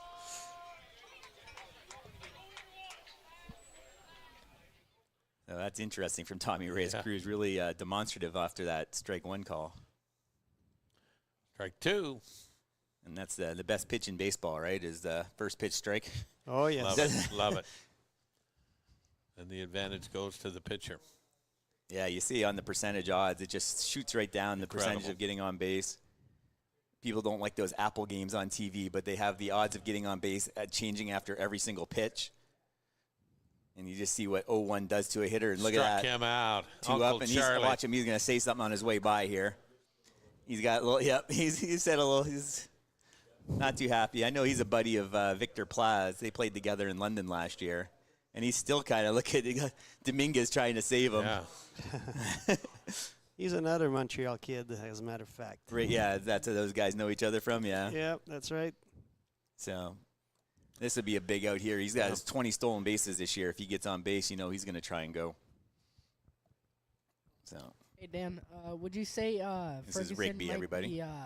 Could be a potential player of the game for the Barnstormers? Yeah, we don't. Yeah, Peter's not there with the gift certificate and the hat today, but we got a long way to go here, Rig. Yeah. Sometimes in a game like this, I would agree. Right now, he is. But I like the way you said potential. Let's look for a hero down the stretch. Yeah, right now I definitely would be texting Peter right about now, saying Farquharson's in the lead. And he's keeping us in the game. Oh, definitely. Big time. Absolutely. Now we need somebody to step up and cash some. That's some hit hard runs. down the line, foul. But yeah, we used what were the arms we used yesterday? Akatsuka obviously went 5. Pettipiece did 2. Christian went 1+, and then Cat polished off the finished up the 9th. He gave up that home run in the 9th there too to Nickel. So yeah, using 3 out of the bullpen. We got obviously Day is fresh, Ueda. So yeah, that's a couple innings there, but I think we ride Farquharson. You know, I mean, until he gets in trouble, I think we need to ride him. I'm sure even Kat and Eric will say they're up. You know, I mean, they're gamers. Ooh, almost that high pitch. Where was it?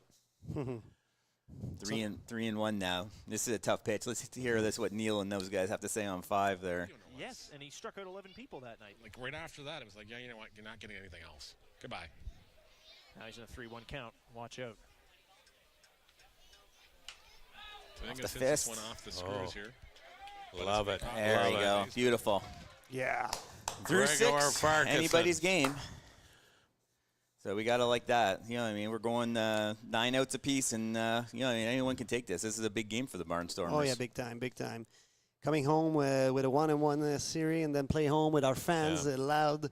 It's going to be loud tomorrow night. I'm expecting every Saturday night. Look at that one, Maple Leafs.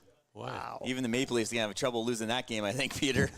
They lost a tough one last night if you didn't see Peter on a wild pitch. On the 9th, eh? On a wild pitch. What about the Guelph game? What do we got? 7-0. That's not too surprising. Custodio, man. They parachuted him in. That guy's a dude right there. Yeah, who's London? Who pitched for London? Payano for London. Oh, okay. And their bullpen isn't strong, so I bet you they left him in for Cole. Can probably find it quicker than I can, but how many innings he ended up going. But Claudio Custodio, that guy's played all over the world, and yeah, he's going to be tough for anyone. He's 34 years old. But a couple of years ago in the IBL, this was in, let me see if I can find it here quickly, 2022, so not too long, 11-0, 2.17 ERA, 120 innings pitched, 196 strikeouts. Like, how do you beat that? Yeah. So at the top of the 6th, Bytel subbed in for Payano, and at the So he went 5, Payano? Yeah. Yeah, and he gave up all 7? And then at the top of the 7th, Jonathan Henry subs in for Ryan Bytel as well. Oh, so they're on their 3rd reliever, so yeah. And then losing 7-0, they're not touching Janice tonight, so. And Custodio just got subbed out for Lazar. Yeah, they got to feel pretty confident with, because Custodio, I don't know how built up he is, plus he's not super young anymore, and he's pitched a lot of innings this year, coming from Mexico and Venezuela playing this summer, so. And then they go to catcher Torres. Is that the catcher they brought in last minute, I think? Franklin Torres. You're right, yep. He's been with the team, and they were getting him qualified late in the season. Who's our batting batters this top of the 7th here. I think we got, is it Plaz coming up? I think Vass struck out, so we got 8-9-1, if I'm mistaken. I've been. No, Marcus. No, Marcus my was the bad. last I out. missed the 6th inning. Dom's too good of a conversationalist, so I missed a couple batters here. So is this Spencer Marin? Yeah. I can see him. 2, 3, 4. Ed, the old drop one down the third baseline if he's on his heels a little bit, if that third baseman's on his heels. He certainly had enough experience doing that. We saw him try it last night. He just didn't get the ball out enough. Him and Kuchera had to be our top bunters, I would imagine, this year. That's right, and it's a great opportunity to get first man on base. So with 3, 4, 5 behind him. Spencer's had a good couple of years of putting the ball down and making them field the bunt. And he's been on base twice today. Looks like he's swinging tonight. Yep. But yeah, he had a great bunt last night. It just didn't go far enough. The catcher jumped up and got it last night. Yeah. He can definitely bunt. And he's got good speed, too. Like, he's covering that center field today. You said he plays shortstop in some of his Windsor Select days. He has played the infield, so he's a good ball player. He hustles. He's the guy that runs through the fence on fly balls, right? Yeah, we'll take a walk, too. We've seen Peter's been kind of all over the strike zone, I think, there, Peter. Yeah, a little bit. We'll take certainly a leadoff walk. Anybody on base, and especially with none out, you get them into scoring position. We got lots of people watching us, almost 200 people at times. This has been great to see on this BARNCAST. 194. I'm rounding up. I'm calling it 2. So thanks to all of you. Thanks to Enyo Pest Advisors and Cam for helping us present this great broadcast here at the BARNCAST. It's great seeing you all in the chat. If you have any questions for anyone that hit them, stick your foot in front of there. Nope. Well, there's one here from Lick Liggery. Where can I get a sweater like Dom has? Well, this was a gift from our co-owner, Matt Noddy. He made a couple for the players here for the summer at the beginning. But, yeah, it's pretty cool. That is cool. So now that you guys like it, maybe we'll come up with it. I think it said something about some of the ones like the players had, too. Fans can never match the colors of the players? Right, too. I can't read the rest of that on the side. Fans to purchase look gray instead of that off-white. Okay. It should be the same color, I would imagine, no? Or is ours changing just by, like, our home jerseys? Yes, we're going to keep that off-white for but sure. But he's saying the ones in the merch might sound like they're a little different. Okay. Is that just going through the washing machine too many times? No, it's the material. If you're talking about the replica jerseys, it's the material that is made like that. So when you're indoor and there's a light, it looks like a little bit pinky. Oh, okay. But when you go outside, it's the same as pretty much the same. There's a little difference. They're looking for the authentic ones that cost a little extra bucks. But I can tell you right now, next year will be our last year with those ones because we're going to change uniforms after 3 years, and we're going to sell those ones. Yeah. This is a battle, guys. This is a 8-pitch at-bat coming up here. Really cool. We got our Vanna White coming behind you here, Peter. There you go. There's a look at the... oh, my. Here, we'll hold it so you can make a big screen after this at-bat. Wait for after this, Spencer. He's battling. Let's hear this full count pitch here, Peter, on the move up 5 there, Pete. He's got to be close to 10 pitches in this at-bat. Great at-bat. Let's hope he just ball right out of his hand here. Peters with the 3-2 offering again. Oh, right there. Run it. Don't run. Damn it. As they're going to tag Morin out for the first out. Fooled him with something there. So let's look at this jersey here. Let's do a full stream before we get the there's Mike DeLong wearing this one to start the season. But that little almost creamy color, Dom, that off-white. So, yeah, just a great jersey. Just nothing but kind of replicates almost like the old Negro Leagues, right? That was what the goal was for the jersey? Yeah, I like the vintage stuff. As you can see, I wanted to, at the beginning, relate a little bit the team with the Chatham All-Stars, so the pinstripe, the stars here and there. And everyone loves those road jerseys as well, kind of the reverse pinstripes. Correct. They're really awesome. And the creamy one, obviously, to look vintage. At home, we were high cut with our pants. Get down. There we go. For Mickey. So back to the replica jerseys. We're going to make some new ones shortly because we're running out of stock, and we're going to make sure it's the right color anyways. So. Hey, Riggs. All right. But, yeah, they're great jerseys. They're both home and away. I'm saying they're just some of the best jerseys in the league. It looks like he's probably getting a little bit up on his count. Yeah, they're going to pull him here, so we got a pitching change. And you also Let's turn the volume up, see who we got coming in. Yoshinoda coming up to bat, too. So I can't think of a lefty they have, so we'll see who they got coming in.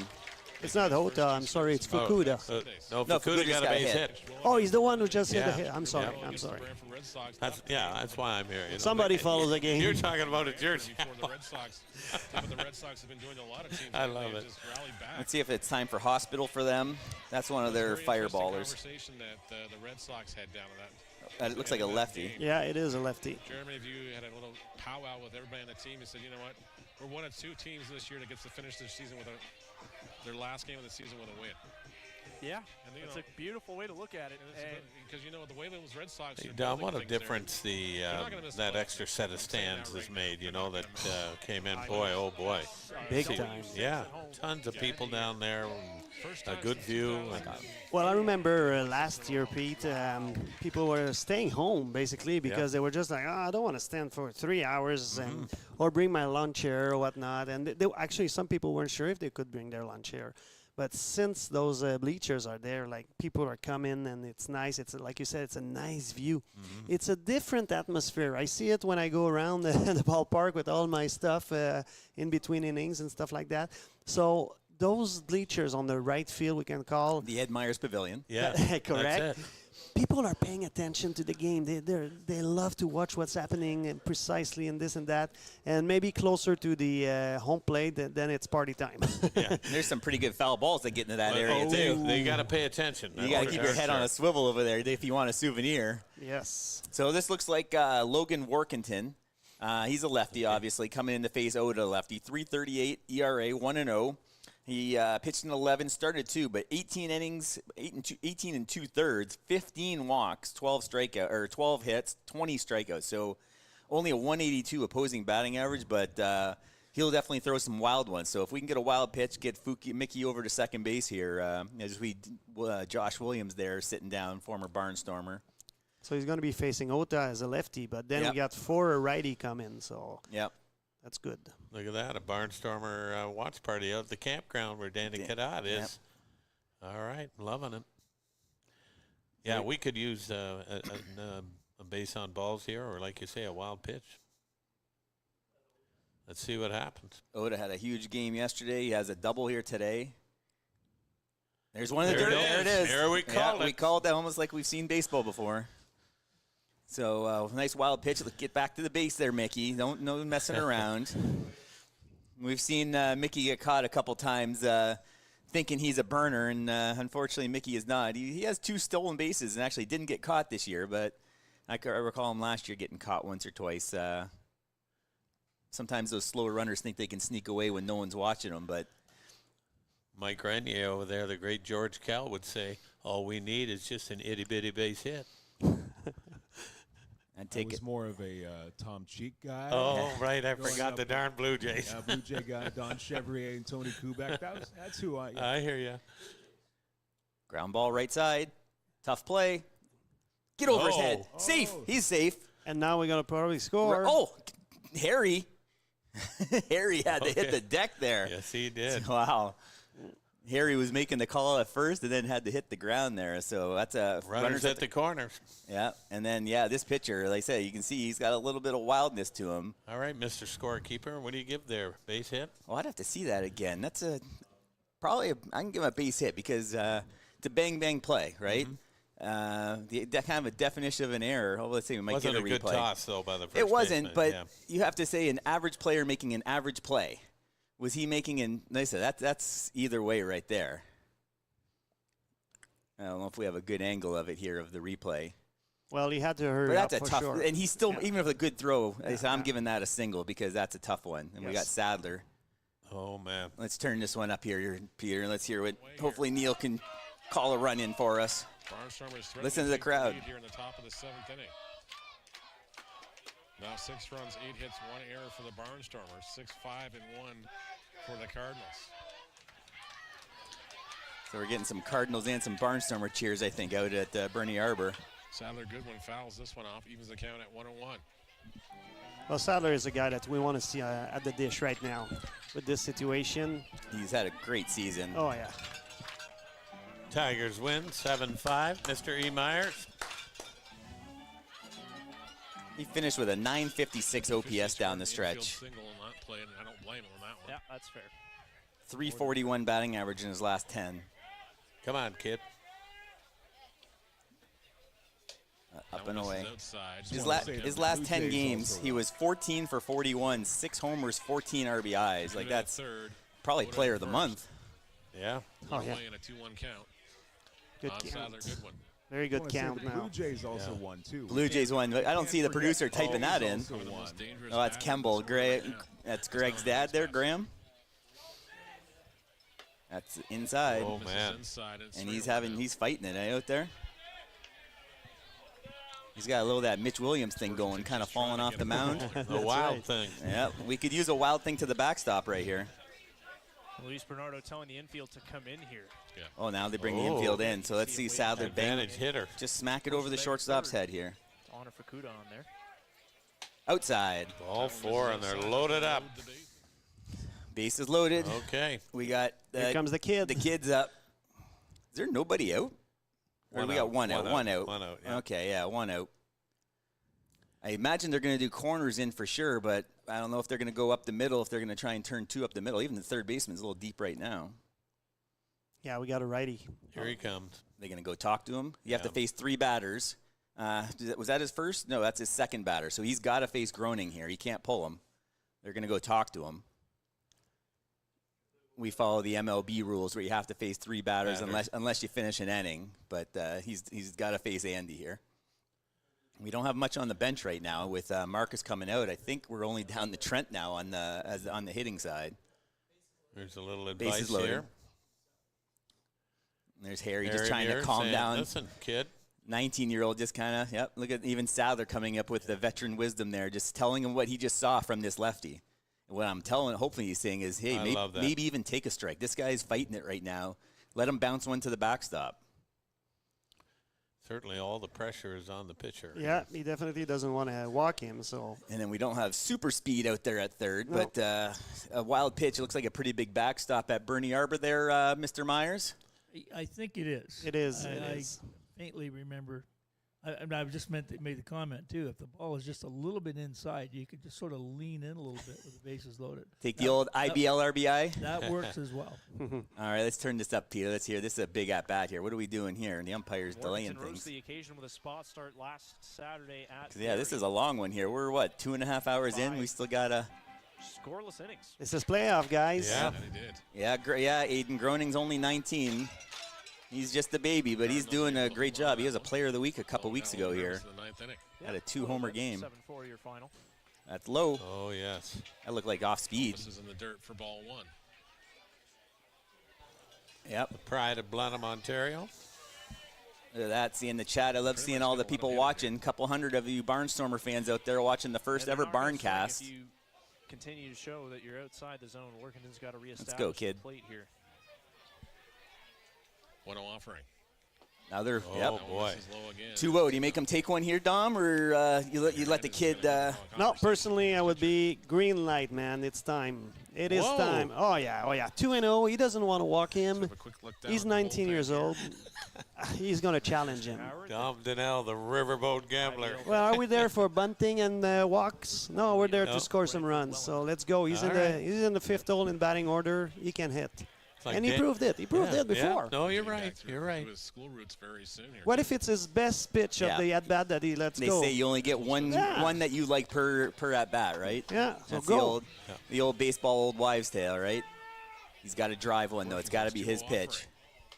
Oh, way outside. So now you're putting your bat on the shoulder, I think, for at least 1, maybe even 2, right? Could be, yes. This guy's fighting it. 21 is in the bullpen for the... Yeah, I don't have a roster sheet in front of me for 21. Barnstormers fans, they're very vocal here and trying to... Listen to those Barnstormer fans at Bernie Arbor. The Parker's leading the way, I'm sure, and good old Colin. Right. He's in there for a call strike, 3-1 the count now.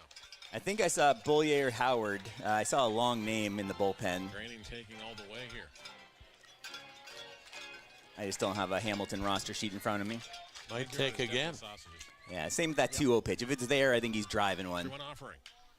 Get deep enough. Get in the gap. Get in the gap. Get in the gap. Yeah. He caught it. Ground rule. No, he dropped it. 2 are in. That'll score 2. That's a bad throw, too. Oh, yeah. All Boy, right. that kid. There we go. The kid. Andy Groening, what a shot there. Right center field. He was 0 for 3 coming into that. 2 RBI double, and we still got second and third, only one out. We're seeing that we're going to have to see on this play here. Wow. He gave it a ride. Dominguez got a glove on it. Dominguez has been fighting it out there a little bit today. Oh, yeah. And then he's normally a decent defender. If you saw the no-hitter that Boone threw early in the year, he made a diving play for the last out of the game. 2 runs have come And there's across Fuki playing traffic controller there, Mickey. And Andy Greening did his job. And what's our bat ball boy's name? He's an unbelievable. Ethan. Yeah. That kid Ethan put some Denzer. miles. Oh, yes. Now they're pulling him. All right. Knocked down 5 there for a second. I saw a ball boy in a minor league game yesterday. The manager got thrown out. Another coach got thrown out. The ball boy comes out to hand the balls to the umpire and just slams him in the helmet, and he got ejected. So it was crazy. So I'd never seen a ball boy get ejected before, but that's minor league baseball for you sometimes. I don't think Ethan will be like that, to be honest. Although he's turning 14 tomorrow. Oh, Who knows? okay. Maybe Happy birthday, Ethan. Yeah. Is he heading into high school then? Probably, or he's probably right around there. So yeah, guess. I know Mr. Myers talks about the miles he logs. Says that kid probably sleeps pretty well at night. So he logs some miles, and he's always be hustling. Well, Oh, there was that hit by pitch on Mickey earlier. Ethan is actually in Hamilton right now. He took the bus with the guys. He's I saw him there. Yeah, I saw him there. So that's I didn't catch who the pitcher was coming in. Hopefully we'll get Cole on that. That long name you said. I think that's what I saw. The only one I see with the hyphen is, how am I pronouncing that? Bourier? Bourier. Howard. Oh, Howard. Wow. I think that's it. Well, you ask me. En français. Is that that's got to be him, right? But I talked to him before, and he does talk in French. He's actually a teacher, Peter. Oh. Yeah, he teaches. A noble profession. I think it's French, if I'm not mistaken. This is interesting, though. So you wouldn't think it's only 8-6 here, but they're bringing in a reliever now who's got a 10.93 ERA. In 14 innings, he's given up 17 runs and 37 base runners. Add in the hit by pitches, almost 40 base runners. So this guy's got a whip of over 2. So we got to score. I think that bug's wrong. I think we got second and third right now, right? Yeah, I think so, yep. Hamilton will correct that soon, I'm sure, but this infield's got to be coming in now. And we got Vass, who can hit the ball hard. Yep. Vasilenic coming to the bat. Yep. If it's second and third, with one out, they're going to be playing infield. How about a suicide squeeze? Second and third, that's when you do it. Safety squeeze, suicide squeeze? No? Oh. A little too risky? I don't know. Have we done it all year? I don't know. I don't remember ever a suicide. There's always a first time. Bring it out in the playoffs? That would take some stones, I think. Well, how wild this guy is by your stats, I don't know. Yep. I didn't check his wild pitches. He had 3 wild pitches on the season. That's a good pitch on the outside corner. 3 wild pitches in 14 innings, so. There we go. They fixed it. Runner in second and third. Strike 1 the Vass, and I'll take a long fly ball. Get that guy in from third. Yeah, I know TV's got a bit of a strikeout problem here, but this is one of those key situations where our left on base, we had the highest number in the league, unfortunately. This is one of those ones where, what's the old expression? Choke and poke, right? Especially now down 0-2. You got to put it in play somewhere. Even if it's a ground ball to the shortstop, put some pressure on the shortstop. We think we're running contact play on the ground ball in the infield here? No. Not even with... Well, with the runners in like that, but this is the advantage hitter. Hit it on the ground in between short and third. I mean, it's... we got Sadler running. Then he mustard. He puts it on the ground. I'd like to see him just go for it. Make them make a play. Get outside. Good eye. Good job here. Let's turn up that 5 there. Let's hear Neil. What's going on. Let's see if we can get Neil to bring us home. There's Bernardo. Not a bad spot to quote-unquote waste one there. If their manager. Chase. But he certainly didn't. It was a competitive pitch. But you're not going to get that call. He's set up inside, and he jerks his glove over outside. You're not going to get that call. Exactly, you're right. 1-2 offering momentarily. That one further outside. Keeps the count at 2-2.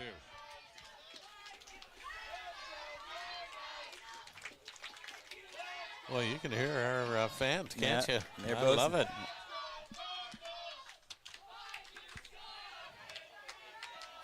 They got battling fans out there in Hamilton today. We got conflicting chats going. Even Neil's commenting. 3 even. Yeah. Nope. Checked. He checked. He checked. There we go. That's a tough check there. Yeah. And that's the old one Ed Myers talks about. You do the check swing over the first base, he's already laughing. And the check swing, and that guy from center field making the call on the check swing. So that's a tough call. It is. Full count. So maybe he worked it. He was 0-2. Now it's I'd full. like to see Torrance shorten up. He has that big, long swing. I almost want to see him like Spencer Marcus, gripping down on the bat and just get it in play. He chased a curve, and his head was over the left field fence there. That's a big out for them. Yeah. We need one to the down to the backstop here, a wild pitch or something. So that's the difference when you put Vass in there versus Mackey at second base. Vass might have a little more pop, but you figure Mackey's going to put the ball in play a little bit more. That's the third strikeout of the game for Vasilenic. And I think Mackey had 3 himself yesterday, so 6 strikeouts from our Here's Vic. Come on, Vic. Hey, Dom, when the inning's over, are you going to sing Take Me Out of the Ball Game for the bottom of the 7th? Yeah, we'll leave that to Hamilton, I think. Yeah, that's right. I'm not a singer. This is a big at-bat, so this would be, base hit could score 2. We got pretty good wheels at second base with Andy. I think anything to the outfield, wet grass, I'm sure Donnie's sending them. Well, with 2 outs, you don't stop anybody. Let's go. And look how far he's off on the secondary lead there. Yeah. He's getting a huge jump because the shortstop and second baseman are playing super deep. This is what you got to do. Like, you take a good secondary lead, and you go on contact. 2 outs, you don't stop. Mm-hmm. I think even my wife was chiming in on this, watching, so that's good to see her helping the viewership of the Barncast.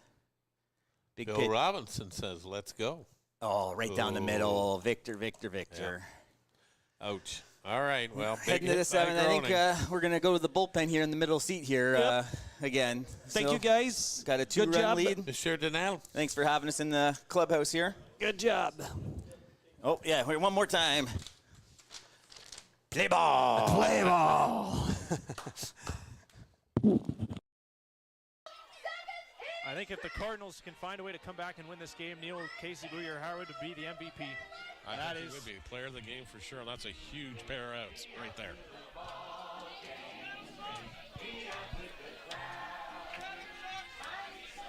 Two big strikeouts there on Vasilenic and Plaz. As Gregor Farquharson goes back out there, and the Barnstormers have drawn the first blood now since the bullpens have come out.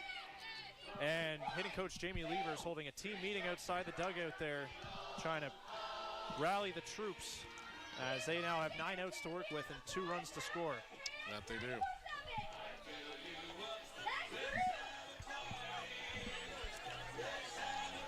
It'll be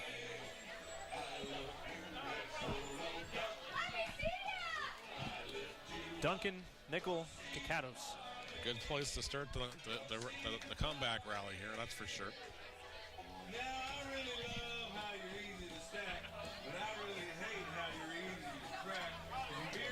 Duncan does have a single off Farquharson.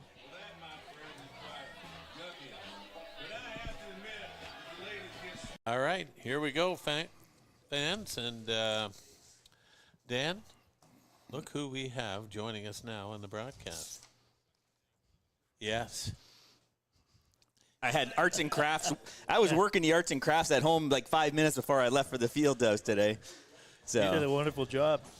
The legend himself. Well, I'm going to tell you this. We do have the Ed Myers Pavilion here at Fergie Jenkins Field at Rotary Park. But, Dan, if you walk into CK, home of the Golden Hawks, you stand in the main gym, it's the Ed Myers gym. Okay. I kid you not. Got Duncan leading off here, so this is a big inning. Coming 2, 3, 4 hitters, Ed. Got a 2-run lead finally. We got Gregor has been doing great, but this is a big battle here. Yeah. What have you thought of the game so far? It's been really, really good. I thought that Farquharson has come in and put a hold on the instability that was happening when I Yuri.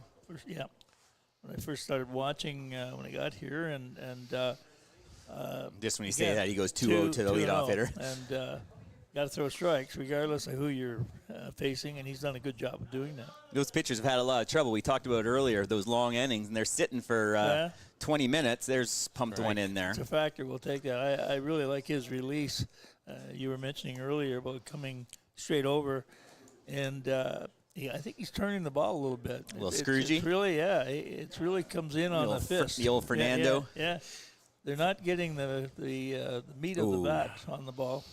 But yeah, you don't see a lot of those 12-6 guys anymore. No, hardly ever. Everyone talks about you want the horizontal break and the vertical break, and you don't get that often as much with the 12-6. So, yeah.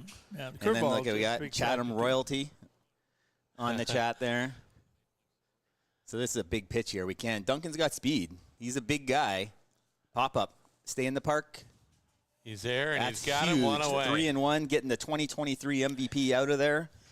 That's a huge. And then I assume we'll have Ueda and Garrett Day kind of waiting in the wings here soon. Yeah. Peter Knights from Blenheim, Ontario, is tuning us in. Great goaltender, Peter Knights. So Nichols up now. He into a double play his last time up. That was a big double play back in, I think, the 5th inning. So this is huge here for the Barnstormers. You don't want to say must win, but I'm going to say it. This is a must-win game for the Barnstormers. To win 3 in a row and have to beat Owen Boone in one of those 3, that's asking a lot. 3 out of 5 series is certainly a critical moment for the Barnstormers tonight. Yeah.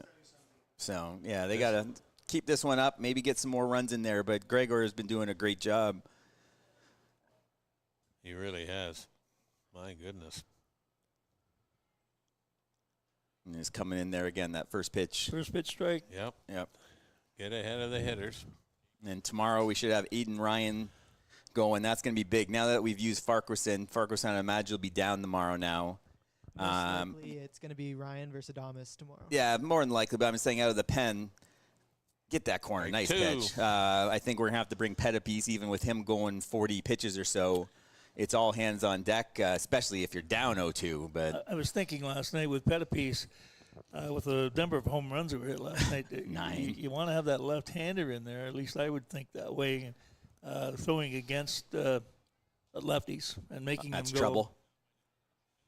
Yep. Fair ball. Throw it hard. He's going for 2, and he will make it. That's a tough spinning throw for that right fielder, especially with Mackey. Yeah, Chad, that would be we don't want to go there yet. There's Dan Cadot chiming in, talking about his mentors back in high school. That's a big hit for them, you know. You had 2 strikes on him. Yeah, that's 32. tough. And then they said for Mackey, you have to wheel and throw for a guy who hasn't played a heck of a lot of right field. That's a tough ask there. Well, if you got Spencer Marcus out there, you might have a chance at second. Yeah, he's got a cannon. He's got a cannon. 2 years in a row, guys. He led in outfield assists. CK led the league in outfield assists. Ooh, that looked like a good pitch there. But this is you still got the 4 or 5 hitters. This is a big couple of outs here for Gregor, and they said they're not showing the pen. I don't know if you want to turn it up, see if they talk, but I'd imagine you have to have a way to getting ready here. Foul down the line. That's hit hard. Bernardo had to dive out of the way of that one. I saw someone in Hamilton warming up on the far side. As they mentioned earlier, the old school bullpens there down the wings. You're almost in play. Right?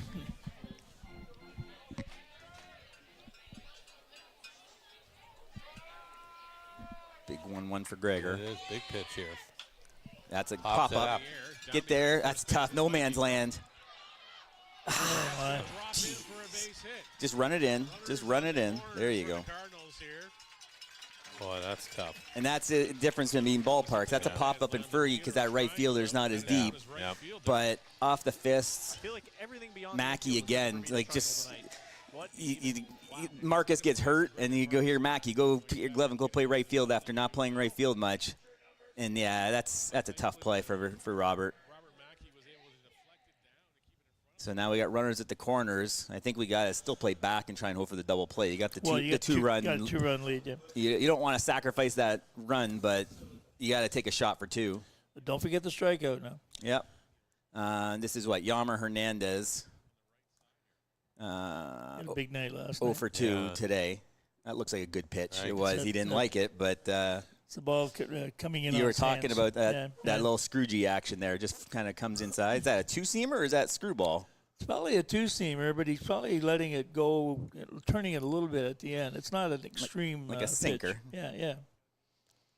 Just getting in on the hands. And he's the catcher. So when Bernardo, the now manager, retired again, he took over catching duties. So I can't say for sure, but he might not have the biggest wheel. So a ground ball to Sadler would go pretty far. No stolen bases in his 77 plate appearances this year on the stat line. Oof, that's a nice pitch. Good pitch. Tanner Haven sends his best to us. He's tuning us in. Tanner did a good job last night did of the an broadcast. outstanding Hi to Tanner. And that's a Tanner there, isn't it? Rempel? Is he a Tanner? Yeah, he is. Tanner Rempel on deck. Oh, there you go. Tanners are wild. Yep. Rempel's DHing tonight. He came in for Josh Williams because we had the lefty starting. So Josh, former Barnstormer, didn't start tonight. Nice block. Oh, good stop. 2 good stops in this at-bat by Fukuda. Quick feet. I keep saying that, but Yeah. you notice how he slid over, was able to keep things perpendicular. When the ball bounced, it's hitting his chest and falling at his feet, which is critical. And then we sound like all the old guys, but he had both feet up so he could slide over. He didn't have the one knee down and try and Johnny bench it with the backhand, right? Yeah. He stays up, and then he squared it up, and that's trouble. Yep. Got to keep him Make from it a getting the one-run third here. ball Did he game. get the third? Oh, back throw. Looked like he just got off the end of the bat there and just enough to push it over the infield. So Gregor might be running out of some gas here. This is the longest he's been in there. I don't know if Cole has the pitch count handy, but that's fine. I can take a look here real quick while you guys talk amongst yourself here. I usually ask Dan for the. I just don't. I'm not running the point streak here today. What's happened? We're going to get a pitching change here. I got point streaks ahead of where we're at. Okay. Gaku's coming in now. So that's, you say, he did a good job, Gregor. Yeah. He's responsible for these 2 guys on base, too. But you're right. He did a great job. First and second, let's see what his line is. He went 4 innings, 4 hits, 1 run so far, 1 walk, 3 strikeouts, 16 batters faced in those 4 innings. He came, like I say, he really bailed the team out there. That was make or break for the Barnstormers. A little bit of a meeting of the minds here, talking about this new pitcher coming in and what to expect. Because, he came from Guelph. Oh, we got a picture here. I don't know if we'll be able to see it much, but Dan Cadot at the campfire. He's going to put it on the big screen there, I think. Yeah. There's our great clubhouse attendant, Dan Cadot, enjoying, I think he said some flywheel over at the campsite somewhere. So he does a great job for the Barnstormers, along with Benny and the rest of the grounds crew and Chuck the clubhouse Rabbit, attendants. man. Chuck, man. I think he just lives in that field, in that hut there. Yeah, he was honored this year by the Chatham Sports Hall of Fame and by all of the people of CMBA realized his value all over, and particular to this field. So here's Gaku. Gaku, for us, pitched 5 innings. He just qualified because he had those innings with Guelph. 360 ERA, but his total numbers, 461, 27 and a third with 28 strikeouts. So your favorite line there, strikeout per inning there, Ed. Yep. Very, very important if you're looking at not barriers, but goals to set. That's a good one to preach. Not bad on the whip as well for Gaku. 10 hits, 23 hits, 10 walks, 33. So about a 115, 120 whip, if I'm doing off the top of my head. So. All right, big at bat here. Need a ground ball here. This is Rempel, the DH. He's got a double, walk, and a hit by pitch, so he's been on base every time. Strike 1, and that looked like it had some juice on it. You didn't call that a strike? No. It was right down the middle. Where was it? Wow, let's turn that one here. Neil, Neil would. That's what All I heard was "you bum." I'm sure Colin going strong in the crowd. Wow, that's a tough out of the bullpen. You throw one down the middle and you don't get it. That's got to get that. Oh, that one's a ball as well. Wow, this umpire's been good today. Yeah. Not sure where Look at Vakudas. Even Neil can't believe it. Vakuda's not impressed right now. Well, I think Fukuda thought it was a strike, so he didn't necessarily try to frame it. It was on the lower hat, probably over the plate. It was probably a strike, but he didn't really try and have So that. now he's got to bear down here. Upward action with his glove, and that probably sold the umpire that it was ball 2. 2-0 off Ryan Ripple now. There you go. That one's called a strike. 2-1 now the count. Could have done a better job of selling that. Yeah, that's one thing we talked about earlier. Mickey, as great as a catcher he is, that's the one spot I think he can improve on is the framing of the ball. I think that's the one category Oda's got him in. This is big right here. Certainly is a skill, that's for sure. And the majors will have that automated balls and strikes soon. I don't think that'll ever reach us down here in the IBL. This ump just got tight all of a sudden. He's not far off. Like I said, he was pretty good with those pitches, and then all of a sudden he just got tight on us here with Ueda on the mound. So now he's got to come fastball to him here, 3-1 with 2 on. Pena waiting on deck. Need a one hopper to Sadler here. Blocked him. That's tough. Coming out of the bullpen, you throw, it looks like a strike, maybe 2 in a row, and you don't get either one. Now the bases are loaded. The chat saying anything about that? What do we got?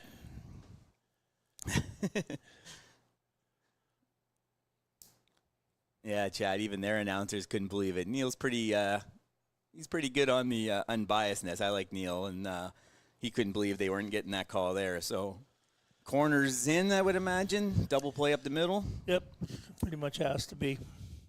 This is Pena, fielder's choice, hit by pitch. Today we need strike 1 here. You got it. Foul ball. Yeah, you can see the double play depth up the middle there. Robert, not a fan of the, and Chad, not a fan of the strike zone there. Julius either. We got strike 1 here, so let's twist one. A walk on 4 strikes. I love it. Nice Strike pitch. 2. Bottom fell out of that pitch. Not sure what that was. It could look like a bit of a split finger. It had the. I have not seen him pitch. Yeah, he only pitched maybe once or so at home. Yeah, but I can't.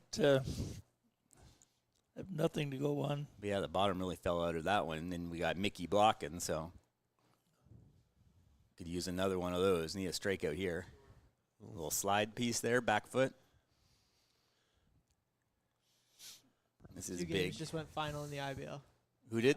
Maple Leafs and Barrie, final 11-3 Toronto. Wow. So they tie up that series 1-1. 1-1. Yeah, and Guelph 8-0 on London.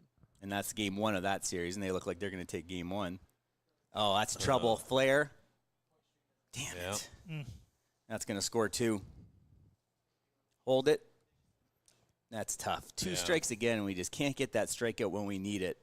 And now, momentum's flipped again. Yeah, it certainly has. They got Hospital. They got Fernando going to be warming up now. That's tough for Ueda. That walk kind of kills you. That always does, right, Ed? Walks will kill you every time. But probably no fault of his own. He got some really tough calls. First 2 pitches of that. Looked pretty good. Batter. Well, it's a 1-run game though. So we'll have to figure this out. out. Get out of it. Yep. We've been putting some pressure on their pitchers. We just got to keep it up. And then we said we just need that double play ball here. Now we're at this is Brown, I believe, at the Brown or Reyes Cruz. No, this is Brown. Brown's the strikeout guy. Yep. 2 strikeouts and a homer tonight. Yeah. Oh, look at him swinging there. He missed that ball by 2 feet. It's the guy I was talking about last night. I saw that one stat. He had strikeout rate, 51 strikeouts and 152 at bats or something like that. 35%. That's huge. Yeah. Average, I believe, is usually in the 22% range, 20%, somewhere in that ballpark. So he's even 50% above that. So that's a pretty big strikeout rate. Feast or famine for this kid. Yeah. He had a big one yesterday, though. That's a nice pitch. Oh, my goodness. Why are we not getting calls? Let's see. What's Neil have to say about that one, Peter? Like, he just shut the zone down, this guy. Put it on the DVD shelf. It's like not even close to over yet. If this is what's happening now, I can only imagine what the 8th and 9th will be like.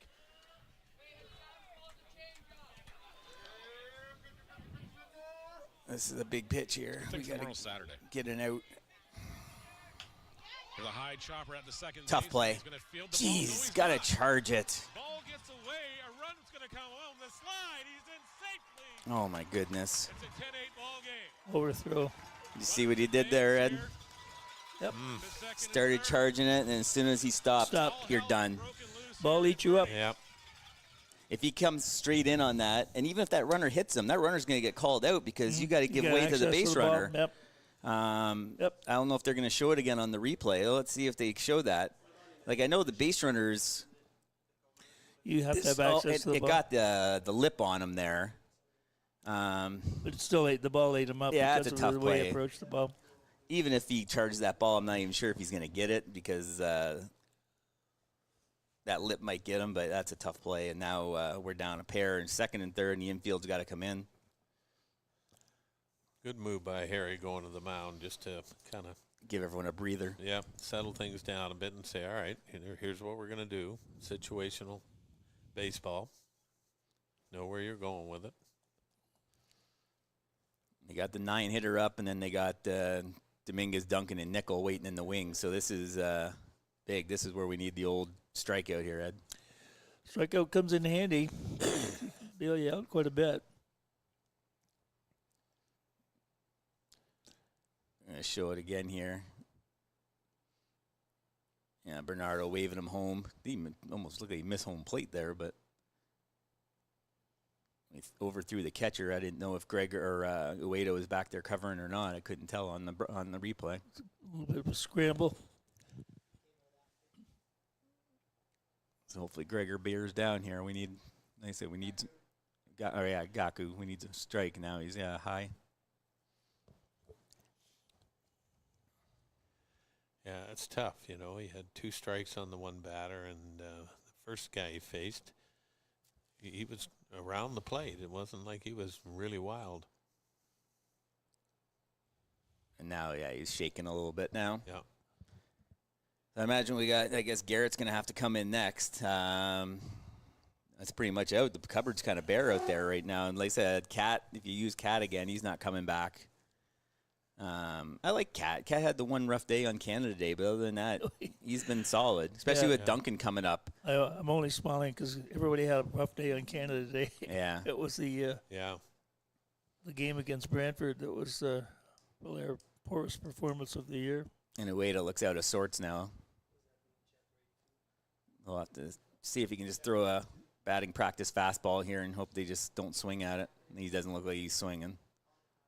Yeah, that's all they do there. 9-hitter, you got to throw strikes to him. Yeah, same pitch. Yep, maybe he just pops one up to the infield. Line drive to Sadler or something, double him up.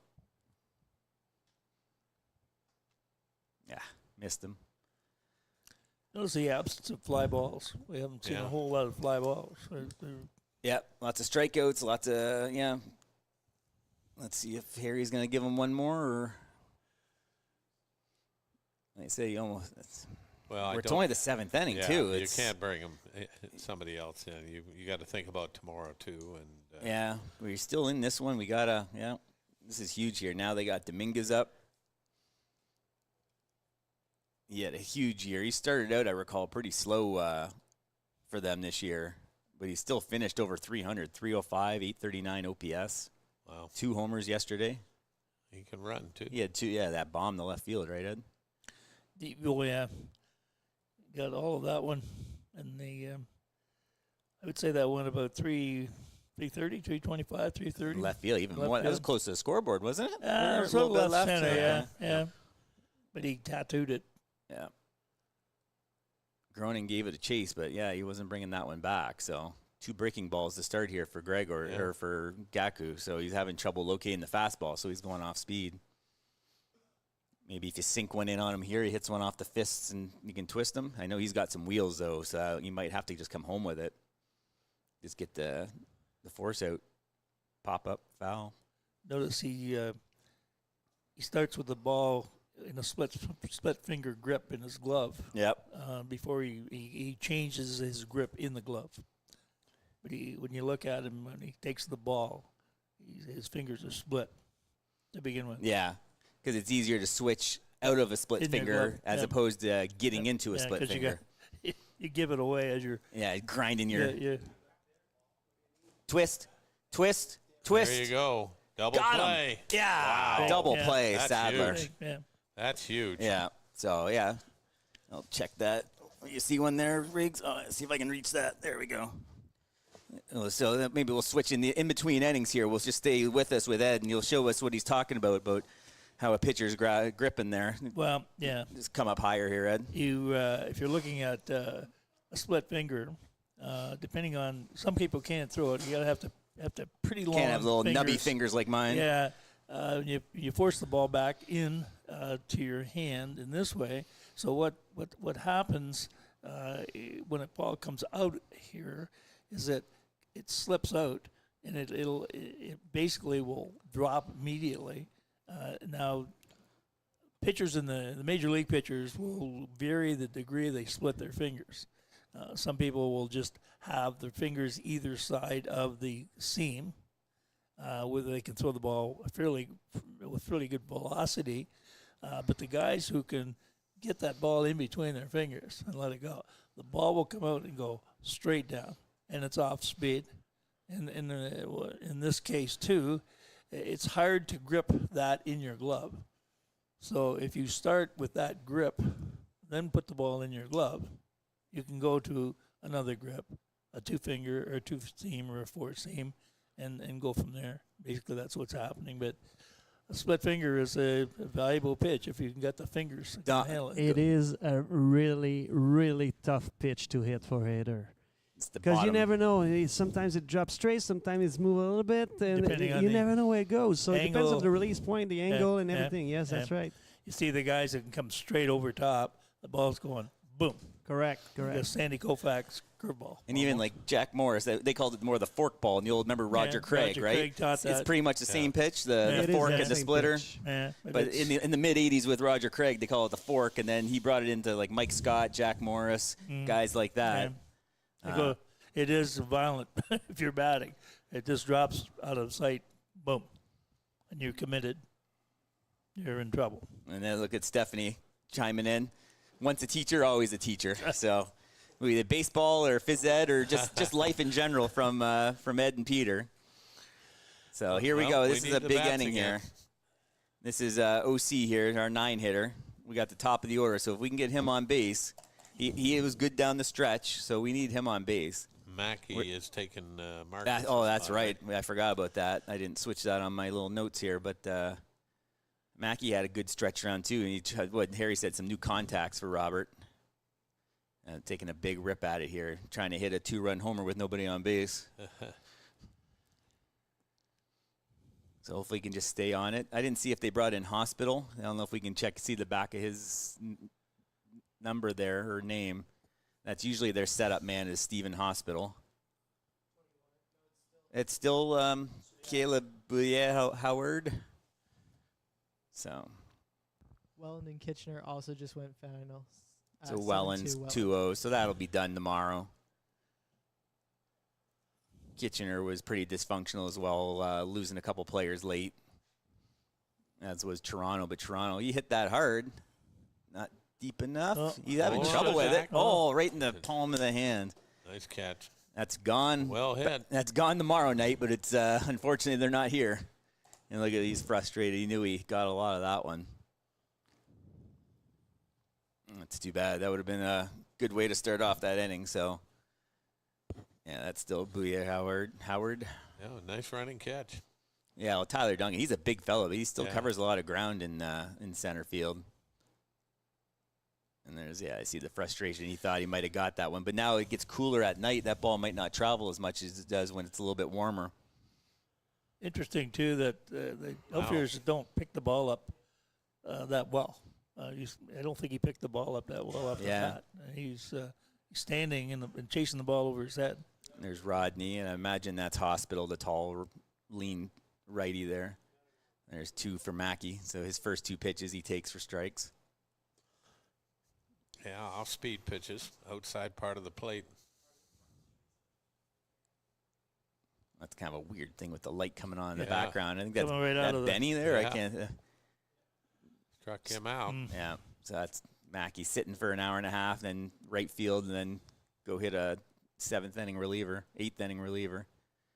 trying to give Spencer a little tip there for what he saw. Well, so I thought need we'd a get to base this guy. runner. Yeah, definitely. I thought we'd get to this. This guy's ERA wasn't that spectacular during the season, so he must have had a couple of blow-up. He must have had a Canada Day game of his own there. Canada Day seemed to be the day. And then they got Fernando warming up again. He was lights out. He was touching 90 miles an hour last night, Peter. Yeah, I heard that. If I recall, I think on Canada, all the higher seeded teams lost their games. Oh, okay. Yep, that was definitely an event on Canada Day. It was somebody's birthday that day, too, I think. It Well, was. the country's I birthday. enjoyed my day. Mike stayed open, right? Last year they were closed did. on Canada They Day, did. but this year they did. they were open. We got to talk about Chile on Canada Day. Get up to Jill. Give him a bad bounce. Oh, we're going to stop All him. Then right. we're down to our last 3 outs. So we got to get a shutdown inning here. I don't know if it's do you bring Garrett in for an inning now, or do you just see if Gaku's got another one in the bag? Yeah, that'll be interesting. They know, this team, Brantford, they've got Fernando Rodney coming in the 9th inning. I would imagine. Unless they want to give Hospital an inning too here, Peter, because be. Hospital has been equally as good. A little bit higher ERA, but a strikeout an inning. He's been pretty solid this year. They got a whole bunch of guys in that bullpen. So main prize, a couple other guys as well. And then there's Ueda back in again. So Got him dancing in the aisles in the what, Steel City. What song do they got? I think it's They've all stuck it out. Oh, I can't. Well, why would you? Song's over. This has been just everything. Just getting the crowd going. And they have, I can't remember her name, but that's their Alana. Oh, okay. Not as good as our Alana, but Soon as the third that's out their before Alana. the top of the 9th. Should be Fernando. Should be. Eden wants us to stop talking about Canada today. So we want to forget that existed. Yeah. And then someone talking about how they are deflated. That was a tough one there. I think a couple times we had 2 strikes on the batter and just little flares. A couple of pitches didn't go our way for Ueda when he came in the game. And that's baseball, right? Game of inches, right? Yep. And they say play enough baseball, the balls and strikes will all balance out. Yeah, a couple of our balls just barely got over the outfielder's glove, and we all of a sudden it's advantage CK, and it's just a tennis match back and forth. Now it's advantage, a tough hop on Vass right there. We've had, I don't know what they ruled on that one, but they said we've had our share of sloppiness this year. You know, I mean, we need to clean that up in Game 3 and in 2026. You know, I mean, we know we got money at shortstop there, Smooth Sadler, but I think that's something to clean up. That sequence looked like 2 errors to me. Yeah, and Vask just backing up on the ball, and then whatever happened at home plate he there. didn't approach the ball well, and then Yeah. he threw the ball over the catcher's head. Yeah. As well, so If it was Vass who threw it, I didn't even see if it was I'm actually not Vass. sure. Yeah. Whoever threw it, I thought he knocked it down as the ball was going by him. Looks like Rodney will be coming in here, Peter. Yeah, you know what? Like he faced 3 batters last night, so that's true. He's been down the road. He could go 3 straight days. I don't think he threw a lot of pitches either last night. How many was it there, Cole? I think you said. I think it was just over 10. Yeah. So that's. And he hasn't pitched a lot of innings this year. He's only pitched 18 2/3 innings, 32 strikeouts, and that's after a rough start. He had a couple of bad ones early on. And then he realized this isn't some beer league. It's good baseball. So, well, if you with the ratio of strikeouts to innings, it's like two strikeouts an inning. They're pretty close to it. Yeah. Yep. Very impressive. Opposing batting average just over 200. So that's a strike. Oh, come on! Wow. That's a strikeout there. Now he's got a battle 2-2, so we're kind of getting the short end here in the last few innings here. All right, we got a thing tough here. There's a There nice you go. pitch. That same little, is that a splitter there again? Yep. Yeah. That's a good pitch. The bottom fell out of it there. Yeah, that's what's so good about that pitch when you can it's a release, right? You depending on where you release the ball. Basically, all he did is turn his hand a little bit, and it's going to go that way down. Yeah. So you get this drop action, then you get that little sinker on it, and then even the off speed of it too. Yeah. Gearing up for a fastball, and it's already in the catcher's glove. There's a nice pitch. So we need some 1, 2, 3, and then we need to get something going here in the 9th. Rodney has given up some runs at times this year. You got to take out that intimidation factor of a guy who's 19th in the history of baseball in saves, and just say he's just a baseball player. Just another day. Well, he's got to face the heart of our order too. Fukuda and Oda are coming up, so he has 3 losses this year. So he's not invincible. There's a strikeout.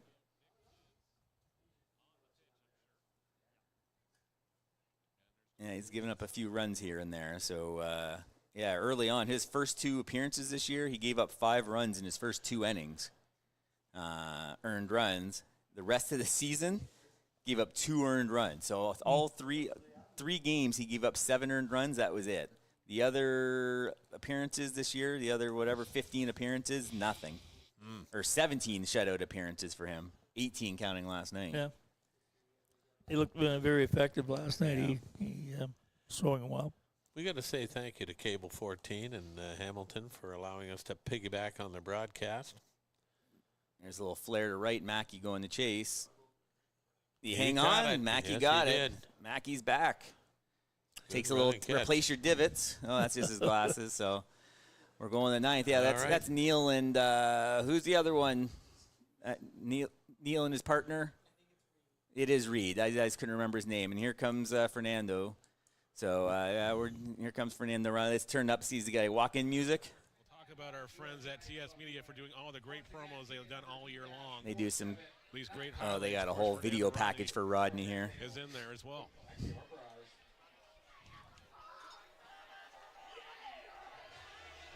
Hamilton's got a little cable show that they filmed for their guys, I believe. I haven't really caught an episode of theirs yet, but I know they have some cameras following the team, so he's an intimidating guy. He takes to the mound. We're gonna Got, quiet the mic here. got his The first first save one in for Josh 2002 in the majors. Just a while ago. Yeah. They're really milking it. Whoa. He has a World Series ring with the Washington Nationals back in 2019. That's a great line. Wow. Josh Baines got me. There's Robert. Thanks for tuning in, Robert. He's got to go to work, so we'll see him tomorrow at Fergie. Wow. And now the chill's gone down my spine once again because it's Fernando Rodney. And how can you not be in this situation? We're in the 9th, so I'm going to take one more time here, Peter, to thank our presenting partner here, Cam Bayshard and Enyo Pest Advisors. Yeah. They've been a great friend of the Chatham-Kent Barnstormers in the first 2 years of existence. You can see behind us the phone number. Duck your head so you can see that phone number. What is it? 226-627-4944. Get a hold of them, and he'll even tell you how great it is to sponsor, to be advertised with this team, how much it's helped his business. Give us a little bigger than bugs, Dan. Okay. Another strikeout brought to you by Enyo Pest Advisors. Bigger than bugs. That's better than that Fernando Rodney introduction. Yeah.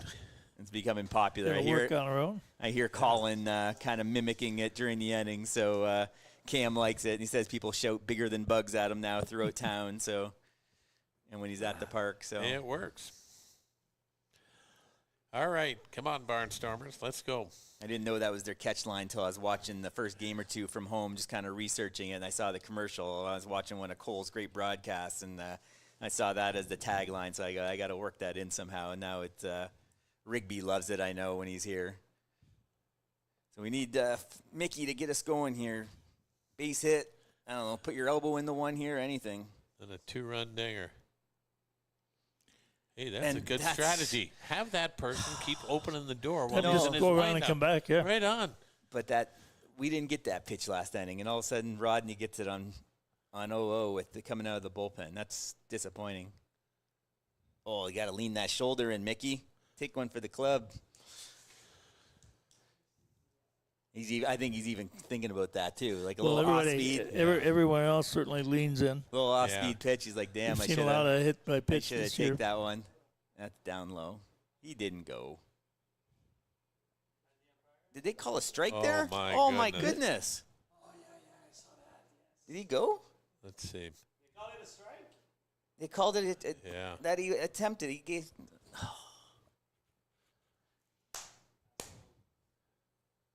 Biting my tongue. Yeah, that's tough. Biting my tongue. This guy's too good to get help. And that's 3. That's a change up there, Ed. Looked like a change. Little there. flutter. Circle change probably. Yeah. Tough one. Okay, let's get this guy on. Who we got? That's Oda. Yush. Come on, Yush. That's tough. Yeah. I don't know what he was looking, but he wasn't looking that. Yeah, let's finish this up with the broadcast, Neil. Let's hear number 5 a little bit. Strike. And then he can still hit you with low 90s. Yeah. Inside. Down to our right here, Garrett Day warming up in the Chatham bullpen should this game get Just even in crazier. case. Let's not say that. That one misses upstairs as Rodney's trying to get him to chase something high. It's good to see the guys still up on the rail, though, right? They're still. Oh yeah, they're hanging still in into there. it. Yep. Yep. You fight to the end. Keep swinging.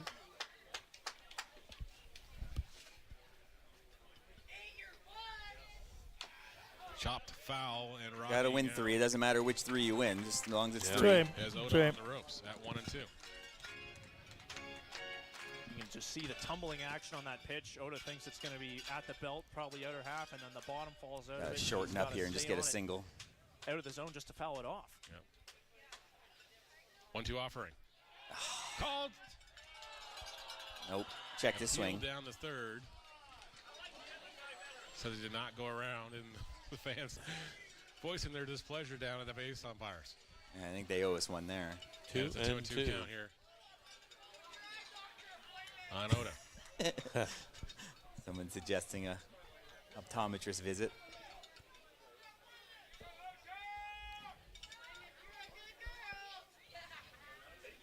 Oh, there you go. Okay. That one gets a little too far inside on Oda and hits him. Fernando having no. And the tying run will come. Neither one can probably understand what the other guy's saying. But Stepping up to the plate to shortstop number 3. hey, this is the guy you want up, I guess, Two-run right? bomb right here.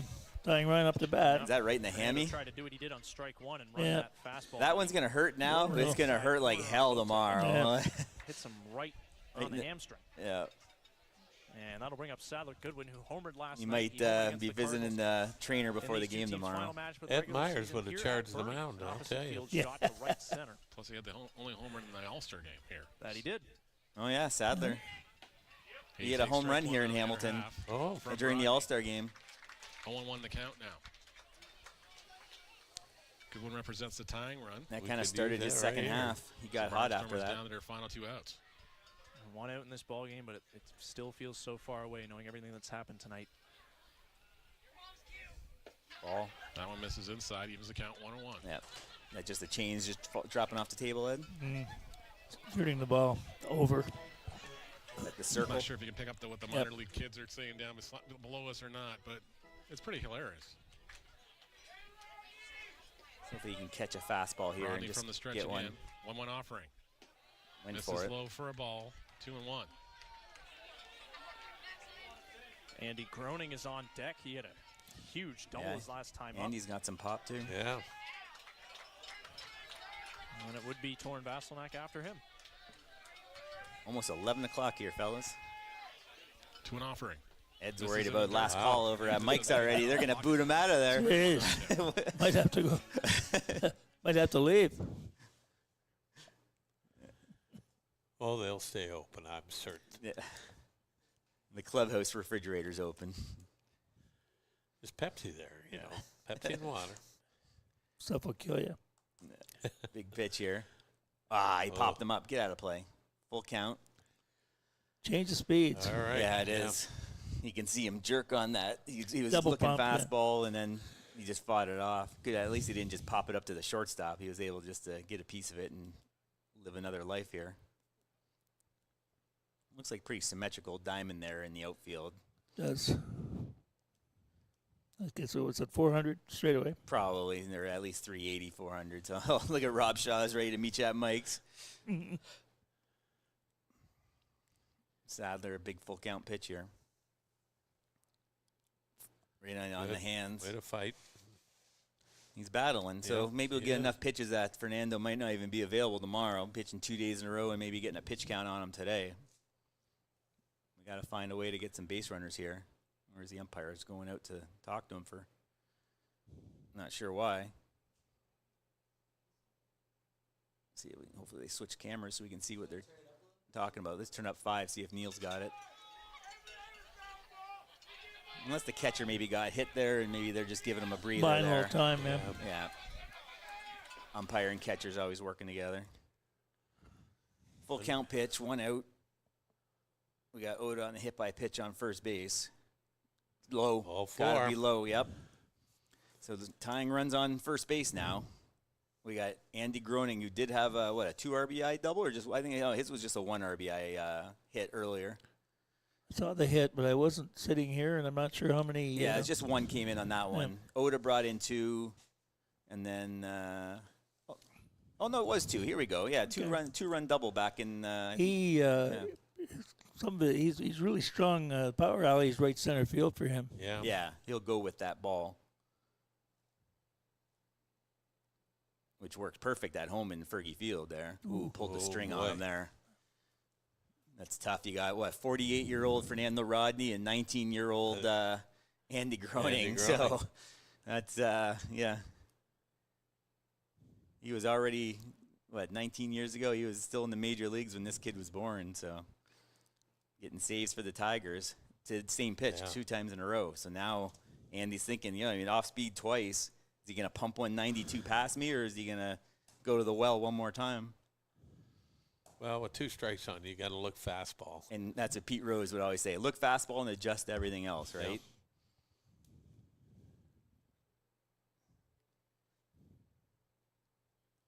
Yep. That was a tough at-bat. Yeah. So we got some pop with Vassin now. Overmatched. Yeah, I think that was an off-speed piece there again there, Ed. So he came back with the same thing. 3 in a row, right? Guys that pitch that much, the release of the ball is so critical. They turn it this way, turn it that way, and the ball dances all over the place. And you see that in this league with those professional pitchers. You got Garces, Rodney, Boone last night. They're just not pumping and throwing. They're, pitching. They're doctors out there. Yeah, they're surgical. Yeah. Yeah, pitching with a purpose. I'm sure the outfield be playing no doubles D here, playing back. If I would be doing, if I was them, your backs to the wall, nothing over the outfielders' heads. Because first base, who we got on first? Sadler got good speed, but they're gonna be playing deep. Need Vass here. Let's hear the sound on this one, Peter. Get up the middle. Hit. There we go. There you go. That'll get a guess run in. Score them. If they give it to us, we score them. Oh, yeah. Okay. All right. Let's hear the sound there. 10-9. Here, hopefully some of those CK fans are still rooting our boys on. Here in the 9th inning. Mike Parker and the gang. And he gave Vasilinic another fastball, and this time he didn't miss it. He let the first Victor one go by, Plaz coming up. but he took that one right back up the middle is where he liked it, and a nice job by Torrin to Well, good for this keep things going Barnstormer here. team. That's a Not giving up. They got RBI grit. hit here. And that just makes those they couple got of grit, runs. Not giving up. Coming back, It's one of the league's best relievers. Did he get the second base there? I don't know if they're pit. No, I don't think that's right. First and second, I think. Who's been a thorn in the side of the I don't know if, Cardinals for a couple Sadler's at second, so just first and second. The score bug's incorrect. Ooh. Big swing and miss on that Down the fastball. middle. He took a rip, but that head was peeking there a little. The cowbells in the stands reminiscent of Rodney's time with the Tampa Bay Rays in 2012 when he had one of the best seasons by a reliever in MLB history. Use some wild Those pitches rang here. loud throughout the trop. Rodney, a 1 offering. Swung on and missed. Yeah. So he go with the rookie. He goes 3 curveballs in a row, and now he just pumps 2 90 pluses by Victor. Down to our last strike. And Victor's on the ropes here. Let's see if he can battle here. Come on, Vic. Hit this thing. Need something here. Yep. Nope. Oh, they're already switching to the bow and arrow camera with his celebration. Yeah. They have the bow and arrow camera. One thing at a time here. Let's finish the game first. Yeah. That was a good take by Vic. Because even if that up and in, was he going to hit a little dribbler to second base on that? Right off the, going to break another bat.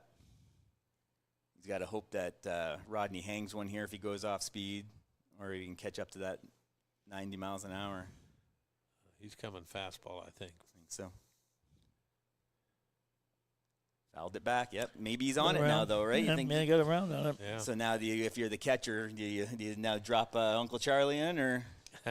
I think you got to pitch to waste. You got a 1 ball, 2 strikes. So, yes. Or that changeup down and in. Yeah, something off speed. Because that changeup, I can see Vic swinging over the top of that if he gets it where he wants it. This is a big one here. That's low. 2-2. All right. Battling. Yep. And again, we're getting a pitch count here up on Rodney, so hopefully we don't see him tomorrow now. We can get to some of the other guys in the bullpen here, but this one's still not over.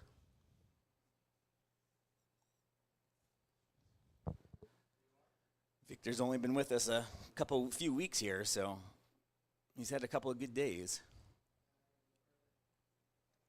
They got him for his bat. Yep. Sadler's going to be getting a good secondary here. That's hit. That's well hit. Drop it. Oh. Yeah. Jeez.